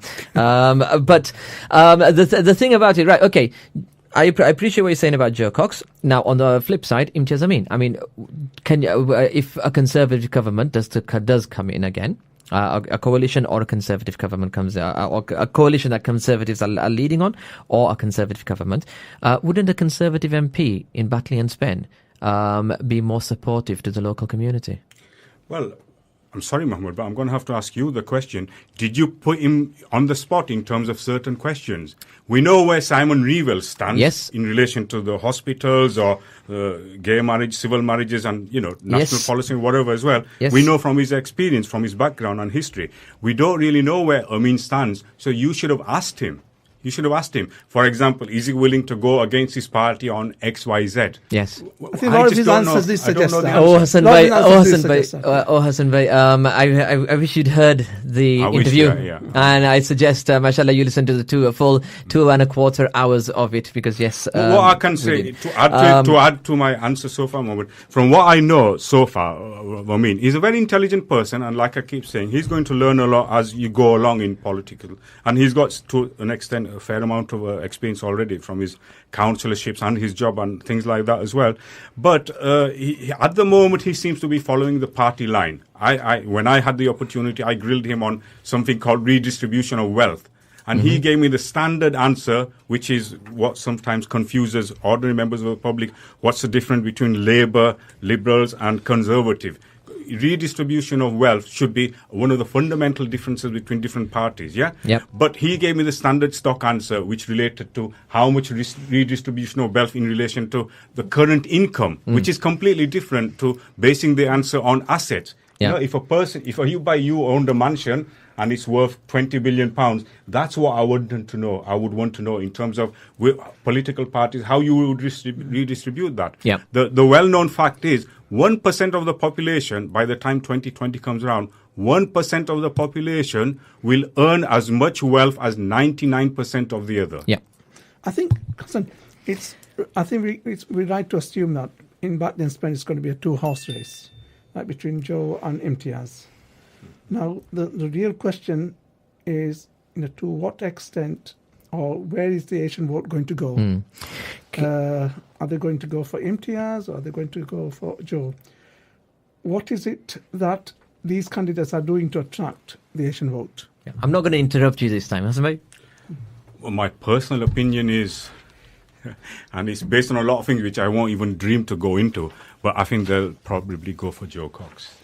We had a really super question to Joe Yes. in the show, and I made a note of that. And you might like this one, Hassan. It says, it seems, I'm concerned Joe Cox seems to be identifying herself more with the so-called self-styled Asian leaders and out of touch with the Joe Patel on the street. Somewhat pompous, and they are hardly committed socialists, preferring meetings in houses and having samosas and pakoras. We want a Labour MP who values socialism. Now, that's going back a little bit to the times of Ken Woolmer, I think it reminds me of, because that's what tended to happen in those days. They used to have small meetings in houses. Well, the irony is, do you think that, I know that the exact reference, the term you're looking at is gatekeepers. You and I fought very actively hard against gatekeepers, but we're talking about 80s. But now, if you look at the apathy, perceived apathy at least, people might say that you actually do need gatekeepers again. I'm not insinuating that, I'm not advocating that, but perhaps you need that. But it's a bit harsh. I think that comment is a bit harsh. You answered that question really well to give her sort of a due. She said she's out and about on the streets and she's knocking on lots and lots of doors. Yeah. But it's what the Joe public sees from the outside, isn't it? No. Joe public will see what some people might point them in a direction to see. And that goes back to gatekeepers and based also on their own personal preference in terms of which political left or rightism they support. I don't think it will be based on the actual facts. And the actual facts speak for themselves. Yeah, to be if fair, anyone is on social media or even reading leaflets through the house, they'll know Joe Cox is to be fair to Joe Cox, I think the Samosa Pakora one, I can understand where people are coming from. And yes, she has met those people. But she has also had a lot of events, been to a lot of places where she's met a lot of other people. In fact, because I have to say, I think that's what sort of stands her out. Apart from the other candidates, she's actually sort of engaging much more with widely. all parts of the community, and she has held a lot of. Now we've got some messages through, and now you have to remind me if I actually read this one out. I'm not even sure if I did. Mike Wood was a good MP, but he is not the template. I've got another message that's here, which is now, Hassan bhai, we do have a rule here. As long as there's no swearing in the message, if there's a slap, we do read it. So I want to warn you beforehand, and it has happened to me as well. This is Hassan bhai should have listened to the radio interviews before coming on the show. That's what the listener said. Now then, we've got another one. All candidates will toe the party line at the moment. They want the votes after all. That's a fair point, because you're not going to go against your party right now, are you? You want people to vote for you, so you are going to toe. The manifestos are due out shortly. Parliament closes at the end of this month, and then we'll see the manifestos. The budget is out on Wednesday, so really on all those policies, all the national policies, and what the parties are going to be actually promising. None of this what they've been saying so far. We're not going to find out until a couple of weeks' time. Interject Go and on. very quick response in terms of having listeners. I'm not defensive type of person. I hope people will know. But to be fair to me, why? Why should I have had to listen to this program when I do know all the candidates individually, one way or another? I've met them, including Simon Revel and definitely Amin and Adnan. I have heard from them all. And secondly, they are not the exclusivity in terms of the elections. Because, some would argue, have you invited the Green Party Hassan, you're being candidate? defensive. You are being defensive. Okay, the listener out there who sent in the question. The listener out there. No, serious. Mohammed, serious. Yeah, go on. 2 seconds. Yeah? Go on. I think, to me, I am more worried about the UKIP candidate rather than anybody else because they are potentially vote-breaking in terms of the Batley election. Yes. And maybe Dewsbury as well. No, right. And they should have been invited on. And Maybe I'm if pleased to say that the UKIP candidate will be here for the hustings, inshallah ta'ala. What we've had to look at is the number of weeks we've got and the candidates that we can fit in during that period of time and the shows that we can fit in during that period of time. Well, it might not be, but alhamdulillah, to a lot of our listeners out there, mashallah, it has been. And the reason why you should have listened is because this has been the best election show that this side of the Thames. Thank you very much. So, alhamdulillah, we're going to take a break, inshallah. I just need a glass of water. You are listening to the election special on Radio IMWS with me, Brother Muhammad, and my co-host Ayub Bhai Bismillah, and we do have Hassan Bhai Badat, mashallah, in the studio with us as well. If you want to call, the number is 01924505629. If you want to text or WhatsApp, it's 07460809218. 2-minute break. We'll be back after this. Online and on your home receiver, you're listening to Radio IMWS. If it's haram, then we'll get lots of guna. Yeah. It's not even 1% guna, it's like 100%. This is the Kids Zone on sunny Sunday afternoon, mashallah. Isn't it so funny how we all walk around, never even thinking of the dead under the ground. Come to IMWS, turn right and come into the Kids Zone. Read us a story, tell us a joke, do qiraat, a nasheed, a nazam or naat. If you get this right, you will be known as the first ever Radio IMWS Sunnah of Sleeping Champions. So don't sleep near Asr and Maghrib. MashaAllah. The Kids Zone, every Sunday 1:30 to 3:30 p.m. only on Radio IMWS. Join the discussion on Radio IMWS every Tuesday, Wednesday and Thursday from 8 p.m. Topics include Islam, current affairs, health, legal, education and a weekly program delivered in Gujarati. You can join in by calling the studio on 01924 505 629 or send us a text or WhatsApp on 07460 809 218. For program schedules, visit www.imws.org.uk. If you would like to volunteer and be part of the Radio IMWS team, email radio@imws.org.uk or call 01924 500 555. Special offer. Hire the Al Hikmah halls from Monday to Wednesday for just £28 plus VAT per hall. For more information, call 01924 500 555. Bookings need to be a minimum of 2 hours and need to be booked 3 weeks in advance.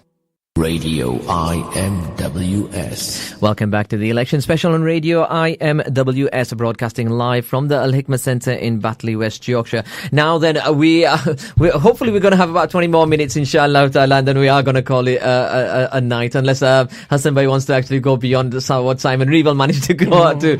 But you have got a further 20 minutes to, inshallah ta'ala, text or WhatsApp on 07460809218. Or you can give us a call 01924 505 629. Now then, right, okay. Hassan Bhai, you mentioned just before the break, and rightfully so as well, Batley. Let's just look at Batley. We're going to have a very quick look at the other candidates in Batley and in Dewsbury as well, inshallah. Now, we've got Dawn Wheelhouse, who is standing for the Trade Unions and Socialist Coalition. Carl Varley, who's standing for the Patriotic Socialist Party. Ian Bullock, who's standing for the Green Party. And then Alex Lukic, who's standing for UKIP. We are pleased to say that Joe Cox, Imtiaz Amin, Alex Lukic will all be present here for the hustings. on April the 19th, inshallah, from 6 p.m. We will, inshallah, promote that obviously on our Facebook page and all the social media and in Pegam, inshallah. But I'm aware that the Green Party, unfortunately, have some difficulties, but I'm hoping they can make it as well. But let's just go down there. How much are you aware of these of the 4 other candidates? Fringe. Yeah. Obviously, Don Wheelhouse, we were comrades kind of in the NHS cuts kind of campaign, and I'm not really familiar with any of the others.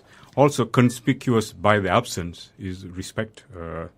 That would have been interesting if a name would have been there. So I can't really, I'll be honest. Probably ignorant of me, but probably also acknowledging that I do see it as a two-party.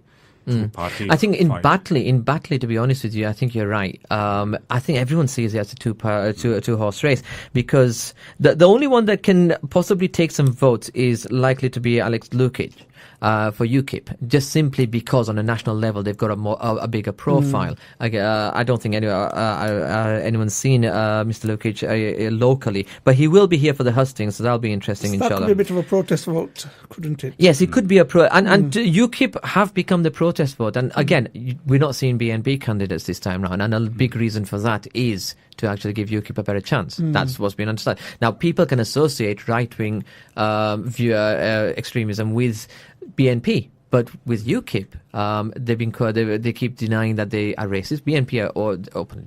Literally turned around and said, but UKIP say they're not racist. They've had people from the minorities, from the BME communities in the parties. They've got candidates standing from the BME communities. So in every aspect, they're saying we're not racists, but their policies, unfortunately, seem to echo areas of racism. It'll be interesting to see what the manifesto comes out as.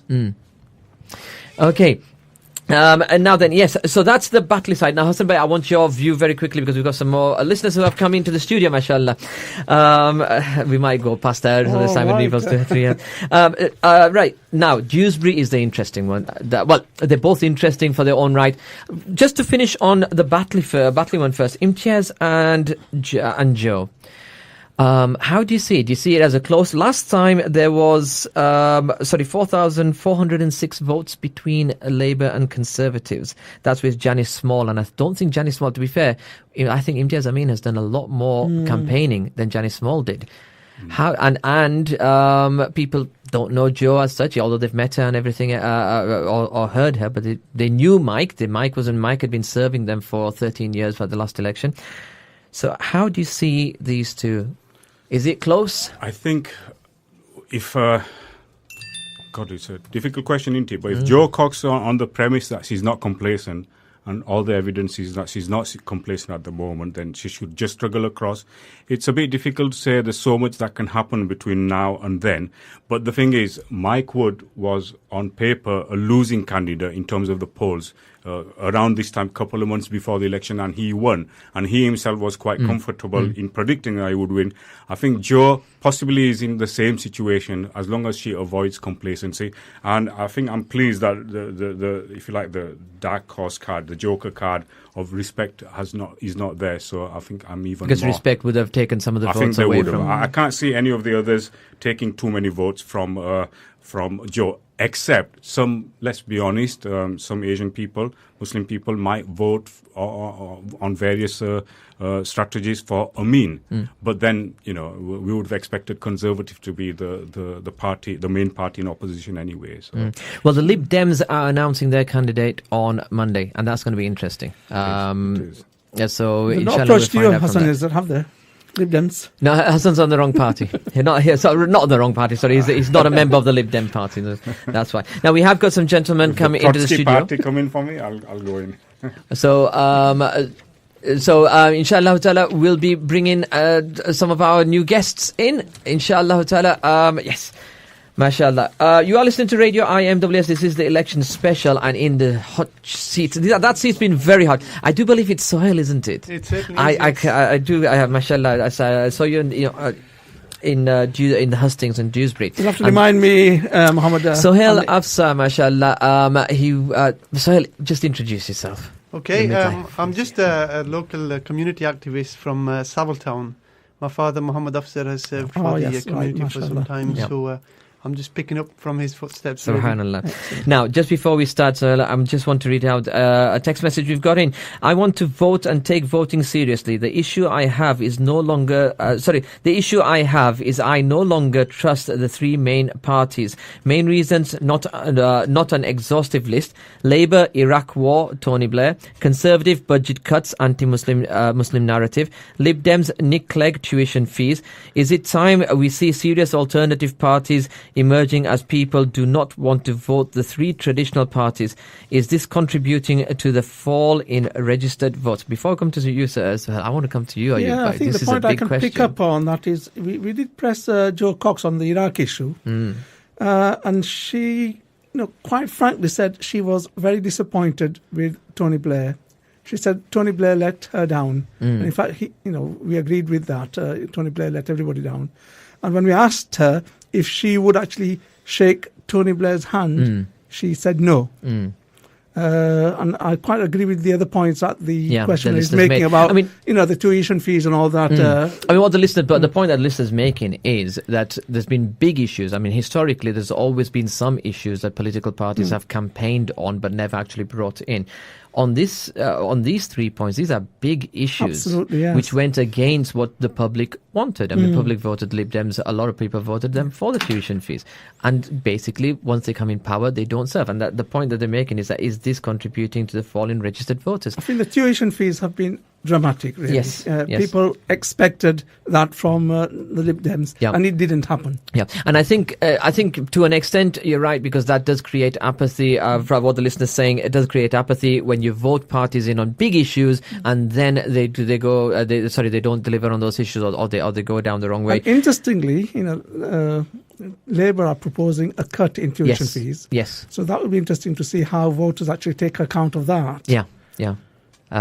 Absolutely. Now then, Sohail, I want to bring you in before we get too carried away. Dewsbury lad, you were there at the hustings. What did you think of the hustings on Sunday? I found the hustings quite interesting. It was the first in a long time where we brought all the candidates from the 5 parties on one platform and brought them in front of the public. Now, generally, my perception about local elections or the democratic process in this country as a whole, I think people are quite apathetic towards voting, especially when they feel let down in the past on major issues, as you've mentioned. But I think rather than thinking of things negatively, I think we should look into turning the negativity into some positivity. And what we do actually need to do is engage with young people who are going to be the future of this country. If we have some brilliant ideas about how we can shape our future in the coming days, then I think rather than we come back to the issue of the Iraq war, as has been mentioned here. Now we relate that directly to Tony Blair. It was his decision at the time. I think if we saw how the community reacted towards that, we saw hundreds and thousands of people marching in the streets of London who condemned his actions at the time. And I think when we have such major issues and you feel let down, people do tend to turn away from voting. But I think if we have a look at our democratic process, personally, I think that we do generally tend to focus on 3 major parties. We do need to, I think, bring in a fourth force, shall I say, to bring in some sort of change where we are connecting more with the ordinary people, I think, of the communities. Okay, now you were there at the hustings on Sunday. I certainly was. Who came out first? Who came out top? In my eyes, and I'm not just saying this because I have an affiliation with the party, but I personally think that Paula Sherriff was definitely the strong candidate in the hustings. And the reasons why, firstly, with regards to the Lib Dem candidate, because let's be honest, there's 3 major political parties in this country. Now, we've generally seen a trend swinging between Labour, Conservative and Lib Dems in our local Dewsbury area. Now, as far as the Lib Dem candidate is concerned, I don't think that he has actually got the vision I was actually quite surprised listening to some of his comments at the hustings, because he didn't seem to connect with the ordinary people of the community. He wasn't actually fully aware of the issues. And regarding the other candidate from the Conservative Party, Simon Revell. It's very interesting how he mentioned that he comes from a professional background, and the fact that he's a barrister by profession. Now, it is I think it's something which is important, I believe, to have a strong background in terms of a good education, having various sort of experiences in life, which you can bring to the front as a political figure. But I think the bit that I certainly disagree with him on is the fact that he is more than happy to keep going on with his job as a full-time barrister and work as a part-time MP for Dewsbury. I think the issues are such that we can't afford to have another part-time MP serving us for the next 5 years. Okay, I want to ask you on that. There's two things I want to ask, but let's go with the Simon Revell one first. Now, what Simon said was that he, every month, stands near a stall in Dewsbury Market, and he's been doing that for the past 5 years. Now, my question is, a lot of people from Dewsbury keep saying that we can't get hold of Simon, and we can't go over and talk to him. We wanted him to answer this, we wanted him to answer that, we couldn't get a one-to-one.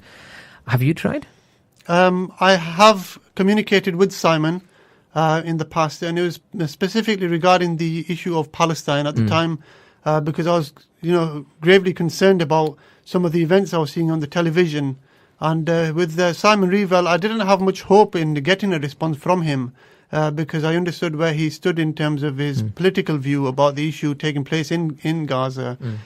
So I did email him at the time because I thought it was a duty upon myself to make the effort at least to actually communicate with him and find out what he's willing to do for the people of Dewsbury when they feel so strongly about this issue. I got a generic email which I thought wasn't actually written by him. It was just a generic email which he's been sending out to every single person who sent him an email. So I've only ever had to contact him the once, and I wasn't impressed with the response I received from him, to be quite frank. Right, okay. But have you actually been to the market to actually see him?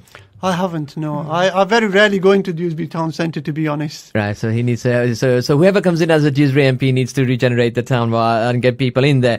What would you... Right, now then, you've highlighted that point with the problem with Simon and his two jobs. And to be fair, right, he's got an MP salary of £67,000, and presumably his barrister salary will be 3 or 6 times more, probably, to be honest with you. And it's not fair. It's easy for someone on a 15 grand a year to turn around and say, I can give that job up. I'll go and become an MP for £67,000.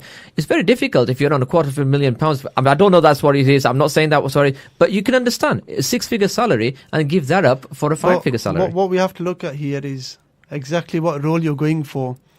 This isn't, a professional job in terms of, you get paid a salary for doing some work. You're actually a servant of the community here. This is the important thing that we need to establish, is that you're being elected by the people to serve them, and their issues are your priorities. So it's about getting your priorities right.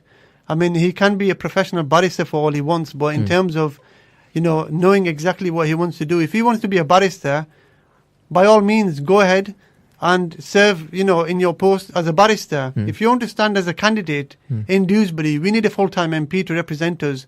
With the number of issues that we have, we definitely need a full-time MP. Okay. Would a full-time MP go against his parliament? That's the argument Simon's been using. Would a full-time MP, a career MP, a career politician, would they be willing to go against their party? That's on the MP themselves, I think. If sometimes we've seen with the Labour Party, when they took the decision to go to the Iraq war, many Labour MPs actually spoke up against the Iraq war, and they voted against the party. Not easy in that chair, is it? It's absolutely not. No. It's my first time on the radio, so you're doing much better than some of the candidates. Well, you are actually. You are actually. I've heard some recent interviews of the candidates, and I must say I was not impressed with one of them in particular, but I'll mention no names at this moment. Well, you are listeners, so you can. What's so special about Paula Sharif? What you think that she would do different that Simon Revell isn't doing? Yeah. I think she connects a little bit with the local people, especially with some of the concerns that she has. She has a real passion to serve for the community. She's willing to give her 100%.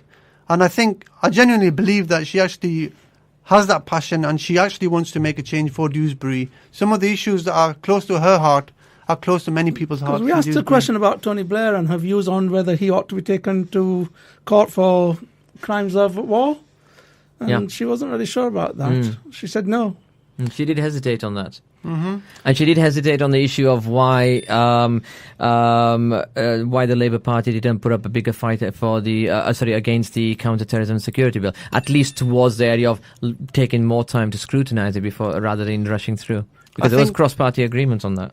I think one thing we have to accept is that we are all human beings, and sometimes people aren't actually aware about the impact of certain issues and how they actually affect people.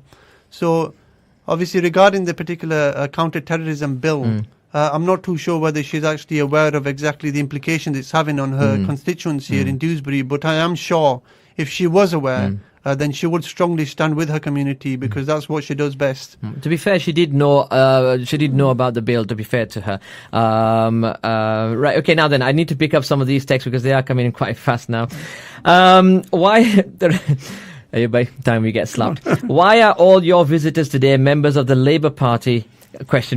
Impartiality? ? I'd like to take that one, but we have circulated all the information via Twitter, Facebook. We've tried to circulate it as many. We have mentioned it. We mentioned it last week. We mentioned it this week.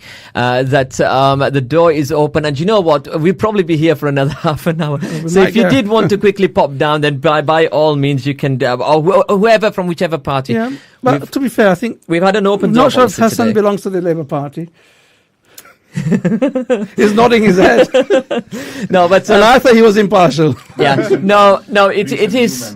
And we have tried to be balanced from our side as well. But like you said, Mohammed, I think the invitation has been open to everybody. Yeah, it has been open to everybody. But Jazakallah for asking the question, because it's important that you do ask the question.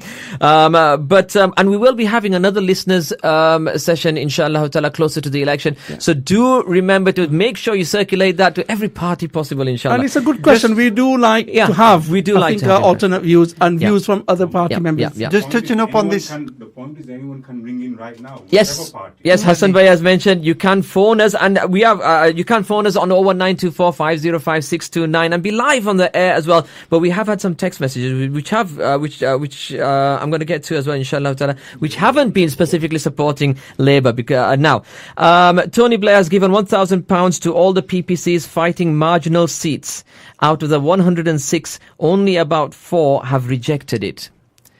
Batley is not a marginal seat, and Joe Cox has denied being offered any donations from Tony Blair. Paula Sharif hasn't confirmed or denied. This is a serious moral issue which we need an answer to. That's a fair point. I'm not sure if we... Mohammed, do you know what's the PPCs? Sorry? The PPC. Prospective candidate. Prospective parliamentary candidates. And where is Tony Blair getting all this money from? I think we might go into the areas of speculation. The killings he's making around the world, that's where he's getting his money from. Okay. But regarding Paula Sharif and whether she's confirmed receiving any donations, she actually confirmed she hadn't at the recent hustings, so I can confirm that. Right, okay, that's brilliant. Jazakallah. Now then, Sahil, we had this message come in a while ago, which I wanted to ask you. Paula Sharif is a nice person and very passionate about the NHS for obvious reasons, but the hustings highlighted she needs to brush up on other key issues. What would you say to that? I would definitely agree. I think the NHS is one of her strongest passions because of her previous background and her involvement with the NHS. There are other issues within the local community that she will become aware of as she goes door knocking and speaking to the people in their homes. They will tell her many issues which she's not already aware of, and that's something that she needs to take back and think seriously about, and whether she can actually live up to serving for the people. Okay, I'm going to read these messages out, and then we can carry on, inshallah. Okay, Simon is a seasoned MP. To compare him and Paula is silly. Paula Sharif is passionate, yes. A given on NHS, but come on. Other issues, clueless. Who is the last person who spoke? I don't get that one. But that's presumably it's at the hustings. Who was the last person who spoke at the hustings? I can't remember. I wasn't there, Mohammed. Well, if you be more specific on what the last person, then I'll be happy to, inshallah ta'ala, put that to our guests, mashallah. You are listening to the election special on radio IMWS. Now, so from the Dewsbury, we asked Hassan Bhai about who's in for the running on the Batley and Spence seat. Who's in for the running on Dewsbury seat? Now, you've got Mark Thackeray, who is the UKIP candidate. You've got Steve Hakes, who is the Christian People's Alliance. Adrian Cruden, Green Party. Adnan Hussain, Liberal Democrats. Paula Sharif, Labour Party. Simon Revell, Conservative. Who do you think are the main vote takers for Dewsbury? My personal opinion, it's a race between two parties. It's either the Conservatives or the Labour Party. I don't think the Liberal Democrats are in it to win. I think they're just in it to divide votes between the Labour Party and the Conservatives. Do you think the Asian vote in Dewsbury is going to make a difference? I think the voting generally, we tend to see that the Asian community is politically more active and they tend to come out and cast their vote. However, because of the changes that took place in 2010 when there was a change in the boundaries, I think it's not as much affected. So we need to come out in bigger numbers if we are definitely wanting to make a difference for Dewsbury. Okay. What about Adrian Cruden from the Green Party? How did he come across on Sunday to you? I think the Green Party is a fantastic party. Adrian was, came across like he was aware of issues which affected the ordinary people of Dewsbury. Most people tend to agree with everything that he actually said. I just think the Green Party is still a party which is growing in itself. And maybe they have a future in the country. But at the moment, I think the two major political forces are far too big to compete against for the Green Party at the moment. So are you saying the Green Party's got better views and better sort of opinions on the issues than compared to the other parties? I think the way I saw it at the hustings, I think the Green Party candidate did definitely get a lot of support from So for an ordinary voter then, if we are actually purely voting for the best candidate with the best views, should we be voting for the Green Party then? Silence. Yes, I think so. I would say from the hustings, if I was to base, I'll take the plunge. From the hustings, and I've said this I think earlier as well.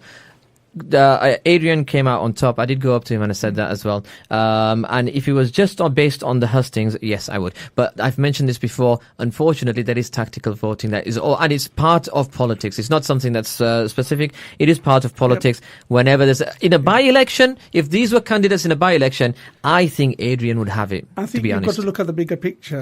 In terms of what impact your vote is going to have on policy. Now, not just on policies, not yet. I still need you, Sohail. Try to run not away. Not just on policies, but also on the impact on our community. Yeah. By voting, for one particular party, you may not have the same impact as if you were voting for another party. Yep, absolutely. Now, Sohail, I wanted to ask you about Adnan Hussain, the Lib Dem candidate. Now, I have got a very distinctive impression of Adnan, where Adnan, in the studio here as well, and I heard him on the hustings as well, he seems to seriously be campaigning for the voters who are between him and Paula. He certainly seems to have something with Paula. I think there's issues within the community actually which are contributing factors. Right. There is quite a bit of history behind the reason why he holds that grudge. However, without getting too personal, and taking Adnan for his performance at the hustings and for how he performed here on the radio interview. I was listening to the interview a couple of nights ago, and I received a friend request from Adnan after the hustings on Facebook, so I thought I'll add him as a friend and keep up to date with his posts. After listening to his performance on the radio, I was absolutely disappointed. For a person who's actually pushing out there the fact that he's a local candidate, he's lived in Dewsbury all his life, he wants to serve for the people of Dewsbury, I think he was completely out of touch.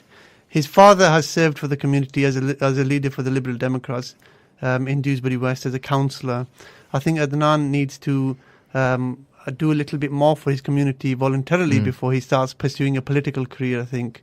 If he is so passionate about his local constituents. Could he take some of Paula's votes away and cost her the election? I think he because could, it was very close. Last year, we're talking 1,500. Sorry, in 2010, we're talking 1,500. The difference, and we're talking about the BNP took 3,265. So you'd expect, okay, if UKIP take, that's the number, that's the ones that UKIP will take. You still got that 1,500 votes or so. And last time, the reason why that a lot of people put down was that Khizr took that 3,200 votes. I'm no expert on polls, but one thing I can say is that unfortunately Adnan isn't as strong of a candidate as was Khizr, and people were actually deceived at the time. Straight after the elections, people actually started to realise the mistakes that they actually made, and they made a promise at the time. They said, we will never ever let things like this affect our community going forward. And as long as people have learned from their lessons in the past, I'm hopeful that people will vote in the right way this time and not give Adnan the chance to divide the votes. Okay, we have got some messages coming. I'm going to go through the messages. I think we might be wrapping up very shortly. So if you are, if you were on your way, please get here very, very quickly. But don't break any laws. We don't want that. Okay, message come in. Simon Revel during the radio interview in Hastings was arrogant and patronising. He has not represented his constituents regarding Dewsbury Hospital, CTS Bill, Palestine. 3 serious issues. If Dewsbury do not want Simon Revel, Dewsbury constituents need to tactically vote Paula Sharif regardless of where their political allegiance lies. We, of course, are not giving that message. That's a listener who sent that in. We're merely reading out what the listener says.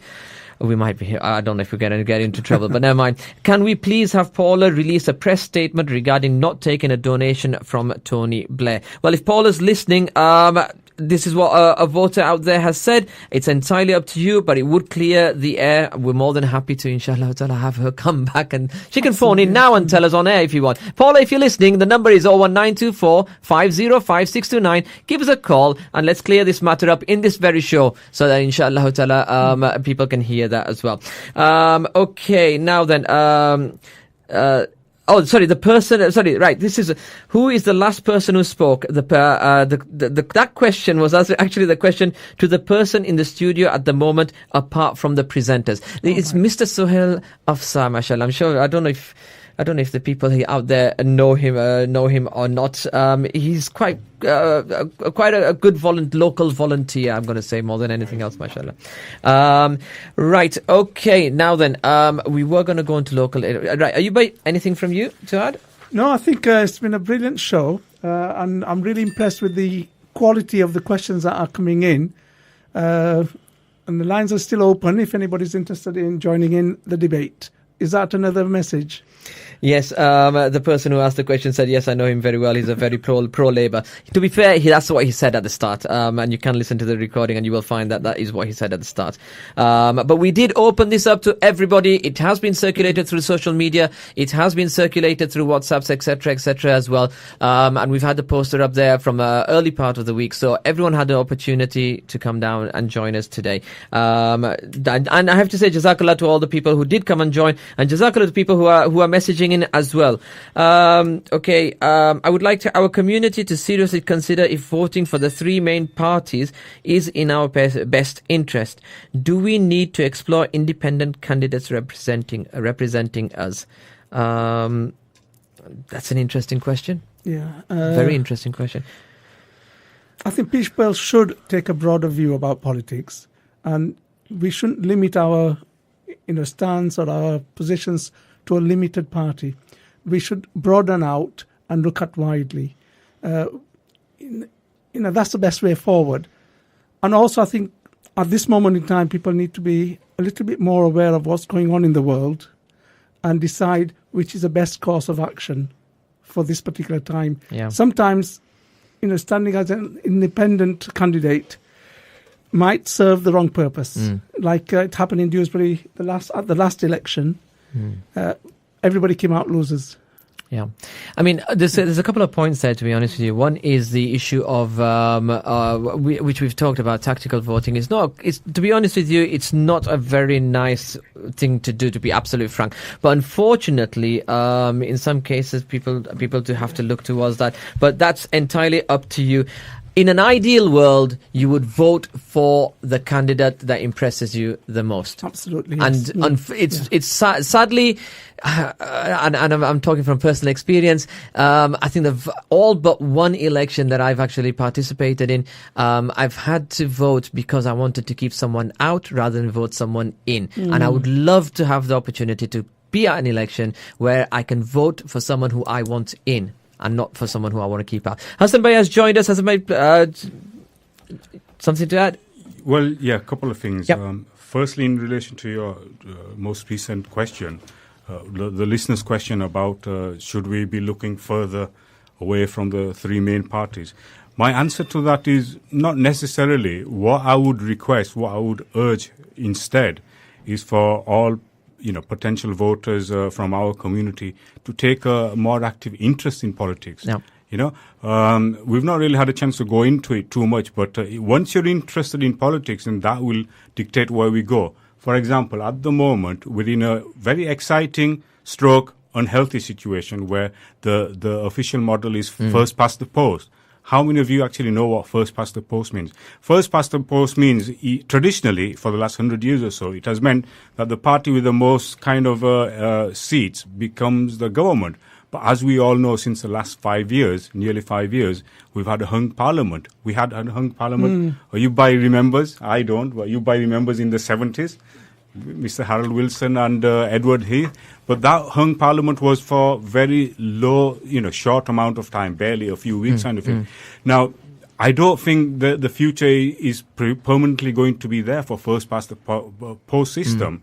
I know we did have a referendum, or potentially we were talking about referendum as a deal between the Liberal Democrats and the Conservatives about proportional representation, and that simply did not come in. But I think it's a matter of time. Yeah. We will all become very, very clear after on the morning of May the 8th, and there could be a nightmare scenario. Labour, are they going to go into bed with SNP? Are UKIP going to get into bed with Conservative, whatever? Are we going to have another election? And that will dictate. So the main urge at the moment is just to get more involved in politics, full stop. The other very quickly, Mohab Bhai, is the thing about tactical voting. That's the reality of it.